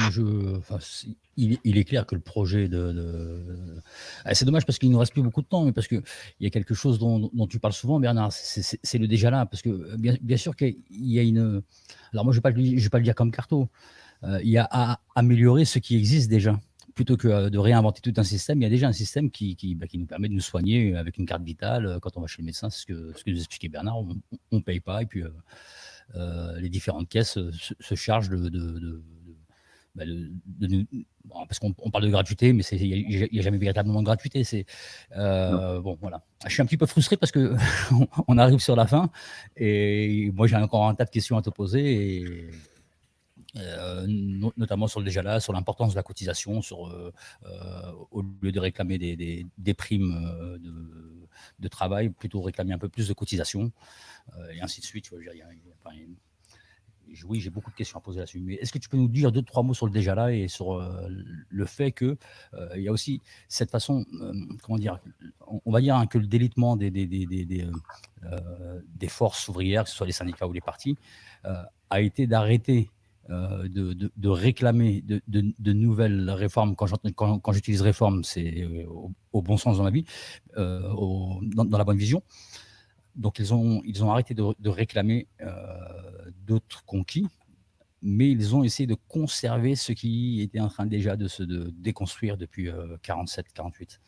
Voilà, hein, je pense que réforme, c'est un mot dont il faut un peu se méfier, hein, parce qu'on sait que la réforme, c'est toujours pour le pire. Mais en revanche, conquis, hein, tout à fait. Hein, le régime général, il faut continuer à le conquérir. Hein. Et une bonne façon de continuer les conquis, c'est d'actualiser et de généraliser les conquis précédents. C'est pour ça que, par exemple, nous proposons au Réseau Salariat une sécurité sociale de l'alimentation qui est l'actualisation et la généralisation au-delà du soin de la sécurité sociale du soin, qui est un conquis extrêmement important des années 60. Bien, le déjà là, c'est également quelque chose qui honore les travailleurs. Vous voyez, si on suppose qu'il n'y a pas de déjà là, hein, que c'est demain que ça va aller mieux. Demain, pour moi, c'est un peu, c'est comme le ciel, d'accord? C'est nier que les travailleurs ont déjà été en capacité de conquérir. C'est admettre que les travailleurs, c'est des victimes, finalement, c'est pas une classe sociale. C'est une classe sociale en soi, comme on dit, mais pas pour soi. C'est-à-dire qu'elle n'est pas consciente et qu'elle ne travaille pas à la promotion de ses intérêts. Ben, c'est pas vrai, pas du tout. Il y a une classe révolutionnaire. Elle s'est exercée de façon évidente dans la CGT, le Parti communiste, par exemple. Aujourd'hui, ces organisations-là sont un peu à la peine, mais restent des organisations tout à fait intéressantes. Et puis, par ailleurs, il y a des tas, on a évoqué les Gilets jaunes, mais il y a des tas de lieux de mobilisation révolutionnaire, c'est-à-dire hein, des gens, des collectifs qui sont conscients de leurs intérêts communs et qui travaillent à des institutions macroéconomiques, pas simplement dans l'ici et le maintenant de l'alternative, il faut le faire aussi, hein, qui travaillent à la fois, je vais dire plutôt, dans l'ici et maintenant de l'alternative, par exemple faire une monnaie commune dans un endroit, monnaie locale, pardon, dans un endroit quelconque pour soutenir les producteurs locaux, mais il y a des tas d'autres alternatives, j'en ai évoqué quelques-unes s'agissant de l'alimentation, mais il y en a dans tous les domaines, de l'énergie, des logiciels libres, enfin, etc., etc., etc. C'est donc à la fois la classe révolutionnaire, c'est à la fois celle qui produit toutes ces alternatives ici et maintenant, et qui met en place des institutions macroéconomiques comme le régime général de sécurité sociale, comme le statut de la fonction publique. Et qu'est-ce que c'est qu'aujourd'hui continuer le déjà là, c'est généraliser le statut de la fonction publique à tous en l'actualisant, c'est-à-dire qu'on ne va pas savoir le copier, on va l'améliorer, de sorte que chacun soit titulaire de son salaire de 18 ans à sa mort, et puis généraliser le régime général de sécurité sociale, le régime général de la sécurité sociale du soin, en créant des sécurités sociales, de l'alimentation, du transport, de la culture, enfin tout ce que j'ai déjà pu évoquer brièvement. Tout ça, c'est l'actualisation du déjà là. L'actualisation du déjà là, c'est ce qui fait honneur à notre histoire populaire. C'est faux que tout ce que nous avons soit des choses de positif, hein, soit des choses qui ont été octroyées par la classe dirigeante. Non, ça a toujours été conquis contre elle. Et nous avons une classe révolutionnaire dont l'histoire est glorieuse et qui continue à s'inventer en permanence. Je pense à tous ces, je faisais allusion au début de l'émission, à tous ces collectifs, tous ces appels à se fédérer pour sortir du capitalisme, qui ont fleuri pendant le confinement. Princesse, il y avait quelques questions. Dernière question. Oui, oui, absolument. Donc, il y avait 3 grosses questions qui sont ressorties du chat. Donc, l'une touche sur quel rôle jouerait l'innovation technologique et la technologie en général dans ce nouveau système? Parce que aujourd'hui, les innovations technologiques sont source d'angoisse pour beaucoup de travailleurs qui vont sentir qu'il y a l'angoisse de se faire remplacer et de devenir inutile. Est-ce que dans votre nouveau système, le rôle de l'innovation technologique va être différent? Est-ce qu'il y aura cette même angoisse qui existera quelque part? Deuxième question, qu'est-ce que ce système permet de mieux faire dans la gestion de la crise écologique qui est imminente? Et comment est-ce que ce système sera plus apte à faire surmonter cette crise, à gérer cette crise? Et troisième question, ça a été évoqué dans les dernières phrases que vous avez mentionnées avec les différents collectifs et les différentes stratégies, mais plus précisément, dans le contexte actuel, avec un raidissement du gouvernement, une concentration des pouvoirs, quelles sont les stratégies qui pourraient être efficaces pour lutter contre ces forces hégémoniques que vous avez citées jusqu'à maintenant? Donc voilà, c'est les 3 questions qui ont été qui sont remontées sur le chat.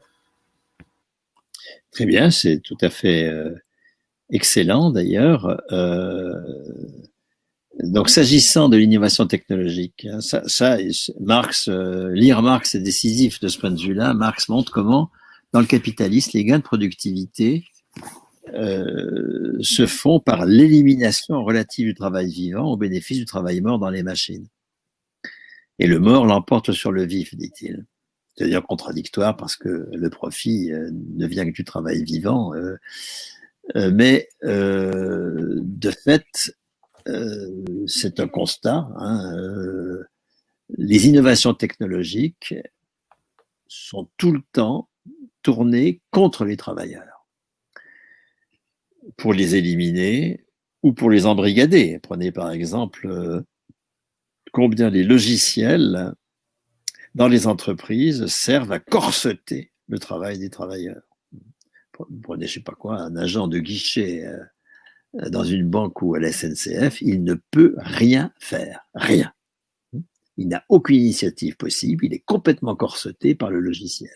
Donc c'est clair que la technologie, dans le capitalisme, se retourne contre les travailleurs, alors que à partir du moment où nous passons à une économie qui repose sur le travail vivant et non pas sur le travail mort, nous allons bien sûr continuer à créer des moyens de production matériels parce que ça peut réduire de la répétitivité, réduire de la pénibilité, enfin, etc., etc. Mais ça ne pourra être qu'au service de l'inventivité, de la passion, de la capacité de produire des travailleurs. Donc, il faut une nouvelle définition de la productivité, non pas en termes de temps de travail. La valeur, non pas, enfin, une nouvelle définition de la valeur, pardon, non pas en termes de temps de travail, parce que tout ça entraîne des effets pervers considérables. Est-ce que ça a des effets écologiques, une telle mutation? Mais c'est évident. Encore une fois, le capitalisme, il n'est pas, comment dire, on le définit souvent comme une espèce de productivisme. Non, parce qu'il y a des tas de choses qui devraient être produites. Prenons par exemple du logement de qualité pour tous, qui sont pas du tout produites, du transport de proximité confortable pour tous, c'est pas du tout produit, enfin, etc., etc., etc. Donc le capitalisme, il n'est pas productiviste. Le capitalisme, il pratique la fuite en avant permanente dans la production d'outils qui se substituent au travail vivant pour améliorer la forme capitaliste de productivité. Et cette production d'outils qui se substituent au travail est également est source de besoins de métaux rares, de dépenses d'énergie considérables. Regardez combien le net est énergétivore, en fait, etc., etc. D'autre part, le type même de productivité par élimination du travail vivant est source de contradictions. J'y faisais allusion tout à l'heure, que Marx analyse très longuement. Parce que, comme c'est le travail vivant qui est à l'origine de la survaleur, c'est lui qui crée de la valeur. La machine ne crée aucune valeur. La machine, elle transfère sa valeur sous forme d'amortissement au bien nouveau. Mais seul le travail vivant produit de la valeur. Si vous éliminez le travail vivant, vous éliminez la poule aux œufs d'or.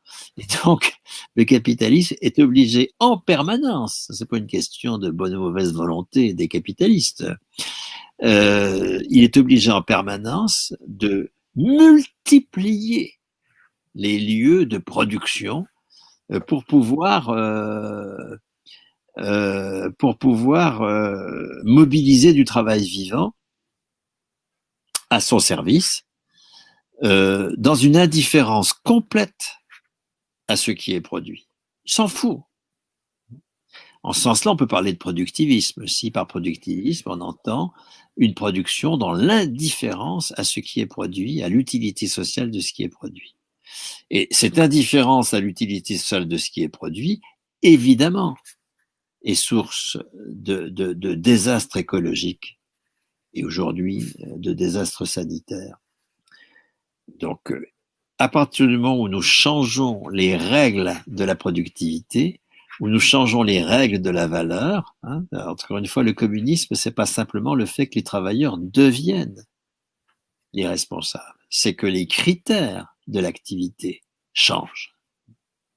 Donc, à partir du moment où on sort la production de la folie d'une élimination du travail vivant qui génère par ailleurs une course éperdue à la multiplication de lieux où se produit de la valeur, tout ça va disparaître et nous aurons évidemment un rapport au vivant beaucoup plus apaisé.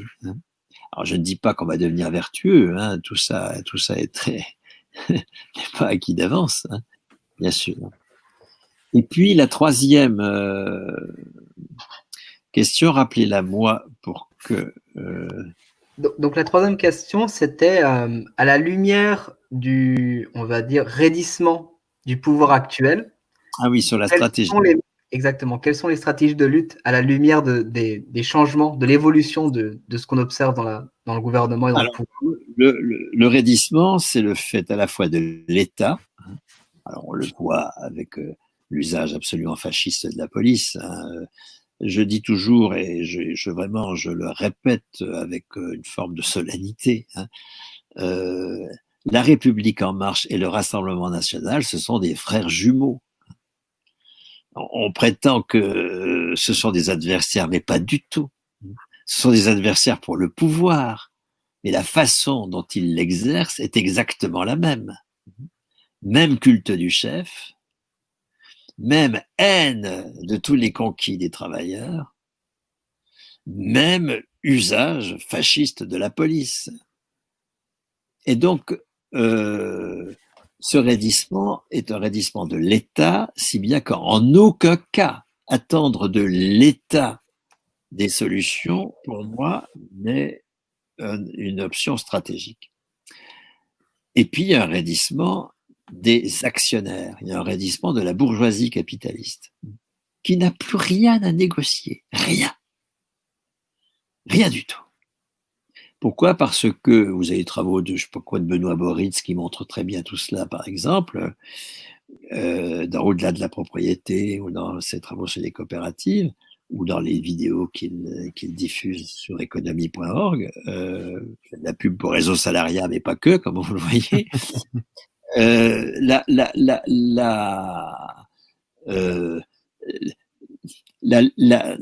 lecture que font les actionnaires des entreprises est une lecture folle. C'est pas du tout. Une entreprise peut être parfaitement en excellente santé et pourtant fermée. Parce que l'espoir que les actionnaires tirent de la richesse supplémentaire, de la valorisation de leurs actions, n'est pas au rendez-vous. Donc, or, les actionnaires n'existent que pour valoriser leurs actions, point. C'est pour cela que les directions d'entreprise prennent des décisions tellement folles, hein, font des licenciements boursiers, etc. Tout ça pour augmenter le cours de l'action. Cette lecture de la vie économique que fait le capital, indépendamment de sa folie écologique, de sa folie anthropologique, fait que la bourgeoisie n'a plus aucune concession à faire, elle ne peut plus en faire. Donc nous sommes face à deux murs, l'État, donc inutile d'avoir comme objet de mener l'État à la raison, nous n'amènerons pas l'État à la raison, et le capital, nous n'amènerons pas non plus le capital à la raison. Donc la seule stratégie possible, à mon sens, hein, c'est la prise de pouvoir sur le travail. Parce que l'origine du fascisme politique, c'est précisément l'incapacité dans laquelle sont aujourd'hui les groupes capitalistes de faire des concessions. Il faut donc qu'à leur service, ils aient un État violent, un État autoritaire. Il n'y a pas d'autre solution. Et donc,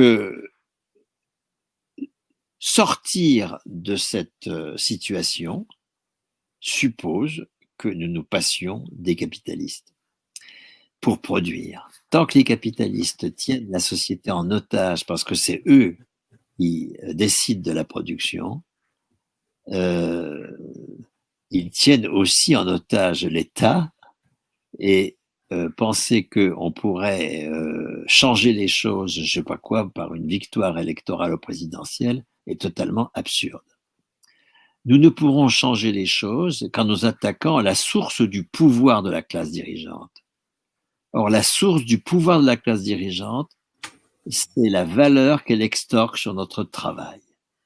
C'est parce qu'elle décide de qui travaille, qu'est-ce qui est travail, qu'est-ce qu'on va produire, où, comment, qui, qu'elle a le pouvoir. Elle n'a de pouvoir sur l'argent que parce qu'elle a le pouvoir sur le travail. Donc, autre fausse piste, piquer les sous aux capitalistes par une bonne fiscalité. Fausse piste totale. L'origine du pouvoir de la classe capitaliste, c'est pas l'argent. L'origine du pouvoir de la classe capitaliste, c'est qu'elle décide de la production. Et du coup, elle a l'argent. Mais c'est la conséquence. Et de la propriété. Elle décide de la production parce qu'elle est propriétaire de l'outil. Et donc, et parce qu'elle décide des modes de calcul de ce qui est produit, elle décide du calcul de la valeur, etc., etc. Voilà tout ce qu'elle a en main et qu'il faut lui ravir. Et pour moi, le chemin le plus réaliste pour ravir à la bourgeoisie son pouvoir sur le travail, c'est le fait de constater que c'est nous qui travaillons. Et que si nous faisons le travail comme nous l'entendons, elle va perdre son pouvoir. Et donc, c'est pour ça que, par exemple, nous préconisons un réseau salariat, que la retraite à 50 ans soit l'occasion pour les retraités, hein, c'est pour ça qu'il faut qu'ils soient aussi non licenciables, titulaires de leur salaire à vie et non licenciables, de s'opposer aux directions pour auto-organiser les travailleurs.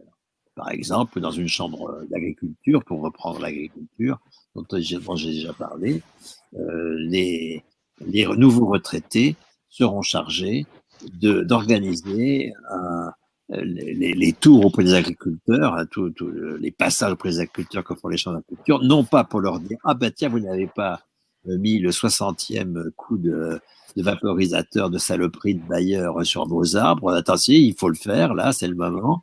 Mais au contraire, pour soutenir les agriculteurs dans une production bio, etc., etc.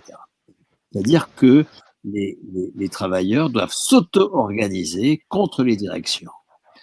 Donc, ça va pas être facile. Pour moi, je ne vois pas d'autre avenir, aussi bien pour les gilets jaunes, c'est pas dans la rue ou sur les ronds-points que se change le capitalisme. C'est sur les lieux de travail. Que pour la CGT, le syndicalisme doit déplacer, à mon sens, son centre de gravité vers l'auto-organisation des travailleurs. Il n'y a aucune raison que les profs acceptent d'appliquer les programmes d'histoire ou d'économie tels que Blanquer les impose. Aucune. Ils doivent collectivement n'enseigner que ce qu'ils estiment être conforme à leur déontologie et refuser des programmes qu'ils estiment non conformes à leur déontologie. Je prends cet exemple-là. Je pourrais prendre des exemples dans tous les domaines. Nous sommes en permanence confrontés à des ordres de produire des choses avec lesquelles nous sommes en désaccord. Eh bien, ne les produisons pas.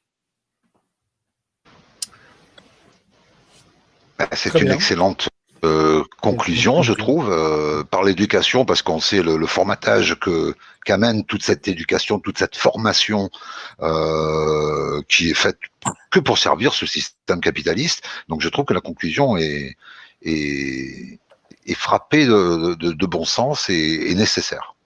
Oui, Chab, pardon, je t'ai coupé la parole. Non, c'était pour aussi signifier que c'était une très belle conclusion, que nous allons peut-être laisser Bernard aller se coucher, qui doit être très fatigué. Alors, peut-être lui demander s'il serait d'accord pour faire une autre émission sur des thèmes qu'on n'a pas abordés. Sur d'autres thèmes, mais avant, peut-être lui demander s'il a quelque chose à rajouter pour finir. Oui, voilà. Ouais, peut-être Non. Bah, ce que j'ai eu l'occasion de dire à la fin, c'est le cœur de ce que je souhaite pouvoir dire maintenant. D'accord. Alors, je vais lire à ta place. Alors, je vais lire à ta place. Il y a un livre qui devait sortir avant le confinement, qui n'a pas pu sortir, qui s'appelle Un désir de communiste, qui est un entretien avec Julie Bernard de la chaîne, on va dire, hors série sur Internet. Voilà, il sort quand ce livre, Bernard ? Alors, oui, Un désir de communiste, pour tous ceux qui veulent vraiment aller plus loin dans ce que je viens de dire, par un ouvrage très attrayant, parce que c'est 3 conversations. Je vous recommande vivement, bien sûr, Un désir de communiste. C'est des conversations avec Judith Bernard qui paraîtra le 2 septembre aux éditions Textuelles. Commandez-le dès maintenant en librairie. Vous savez que le devenir des ouvrages se joue comme celui des films. Alors, c'est un peu plus long que pour les films éventuellement, le délai de grâce, mais ça se joue quand même dans les premiers mois. Donc, assaillez les librairies dès maintenant. En plus, elles ont besoin de commandes en disant que vous exigez que le 2 septembre soit à votre disposition Un désir de communisme. Il y a aussi ton ancien ouvrage. Évidemment, pas par Amazon. Ah bah non, forcément. Et il y a aussi ton ancien ouvrage, enfin le dernier en date, qui est Vaincre Macron, voilà, que je conseille aussi. Oui, Vaincre Macron, la dispute, là, qui est paru en 2017. Vous avez aussi aux éditions Libertaire de Lyon un petit opuscule avec Denis Baba, qui est chroniqueur à la décroissance et qui s'appelle Abolir la dette, et en préparation d'ailleurs Abolir le chômage. Les 2 dimensions qu'on a insisté. Nous n'avons pas besoin de nous endetter pour travailler et nous devons être titulaires de notre qualification et donc de notre salaire. Très bien.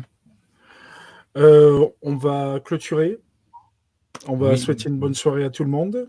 On va remercier tout le monde déjà.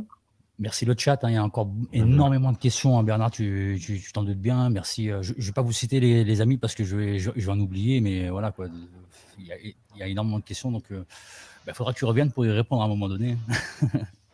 D'accord, on va partir des questions auxquelles je n'ai pas répondu aujourd'hui, et puis on refera une deuxième émission. Bien sûr, très volontiers. Merci. Il y a Goron qui voulait faire une dernière intervention, les amis. Pardon. Vas-y, Goron. C'est très gentil de vous recevoir. La semaine prochaine, en annonçant qu'il y a Annie Lacroix qui vient mercredi prochain à 21h sur Canal Concorde. Et on va essayer de mettre en avant comme ça des personnes. Il y aura peut-être, je dis bien peut-être, je l'annonce, je sais pas si je devrais l'annoncer, Noam, un noir. Hein. Donc tout ce qui est violence policière, etc. Donc Bernard l'a évoqué, mais j'espère en tout cas que Bernard reviendra. C'est très cool, très bien. Et tu as joué le jeu, tu as répondu à pas mal de questions, donc je t'en remercie. Merci à vous pour la qualité. Merci à toi, Bernard. Merci vraiment à toi. On va pas hiérarchiser en termes de qualité les émissions qui ont été faites sur Canal Concorde, mais voilà, sache que on a eu un vrai plaisir à t'accueillir et je trouve que si on parle d'éducation populaire, parce que c'est un terme qu'on utilise beaucoup sur Canal Concorde, l'éducation populaire, eh bien, ça en fait évidemment partie. Cette vision de la société à laquelle nous appartenons, cette vision du capitalisme et comment changer tout ça. Ça fait partie aussi de l'éducation populaire. Donc un grand merci à toi et bravo pour cette théorisation de ce projet-là qui est peut-être le plus gros, alors je dis pas changement parce que c'est pas encore le cas, mais un des plus gros changements de société qu'on pourrait apporter à ce système. Bravo de porter cette idée. Et je suis pas tout seul, hein, il y a des collègues, hein, parce que la recherche, je suis chercheur et la recherche est une activité collective. Hein, personne n'est chercheur tout seul, donc il y a l'Institut européen du salariat en particulier, auquel j'appartiens, l'IDHES, et puis il y a Réseau Salariat et donc et puis l'Ardeur qui est l'association dans le cadre de laquelle je fais les conférences gesticulées auxquelles vous avez fait allusion. Rejoignez si vous le pouvez Réseau Salariat, si vous voulez y ajouter votre pierre, si vous voulez vous renseigner sur... on a reçu Stéphane Mangas la semaine dernière, mais on aura de cesse de vous le répéter. Si vous pouvez, si vous avez encore des questionnements, vous pouvez même aller sur notre Discord rencontrer Stéphane qui vous expliquera comment faire et comment rejoindre le Réseau Salariat. Voilà. Encore une fois, merci Bernard. On mettra le lien, oui. On mettra le lien du Discord si c'est pas fait. Et puis je veux aussi saluer nos amis du chat. Je soupçonne qu'il y ait beaucoup de personnes qui sont déjà au courant des travaux du Réseau Salariat parce que il y a eu, là aussi je vais pas hiérarchiser, mais je trouve que ce chat-là a été très solide dans ses questions, dans ses interventions. Et merci à vous. Et n'hésitez pas à l'occasion à vous abonner sur Canal Concorde si le corps vous en dit. On vous oblige pas. Très bien. Tout est dit ? Allez, on va se quitter alors. Allez, on vous souhaite une bonne soirée et à mercredi prochain. À mercredi prochain avec Annie Lacroix. Bonsoir à tous. Ciao, ciao. Bonsoir tout le monde. Au revoir.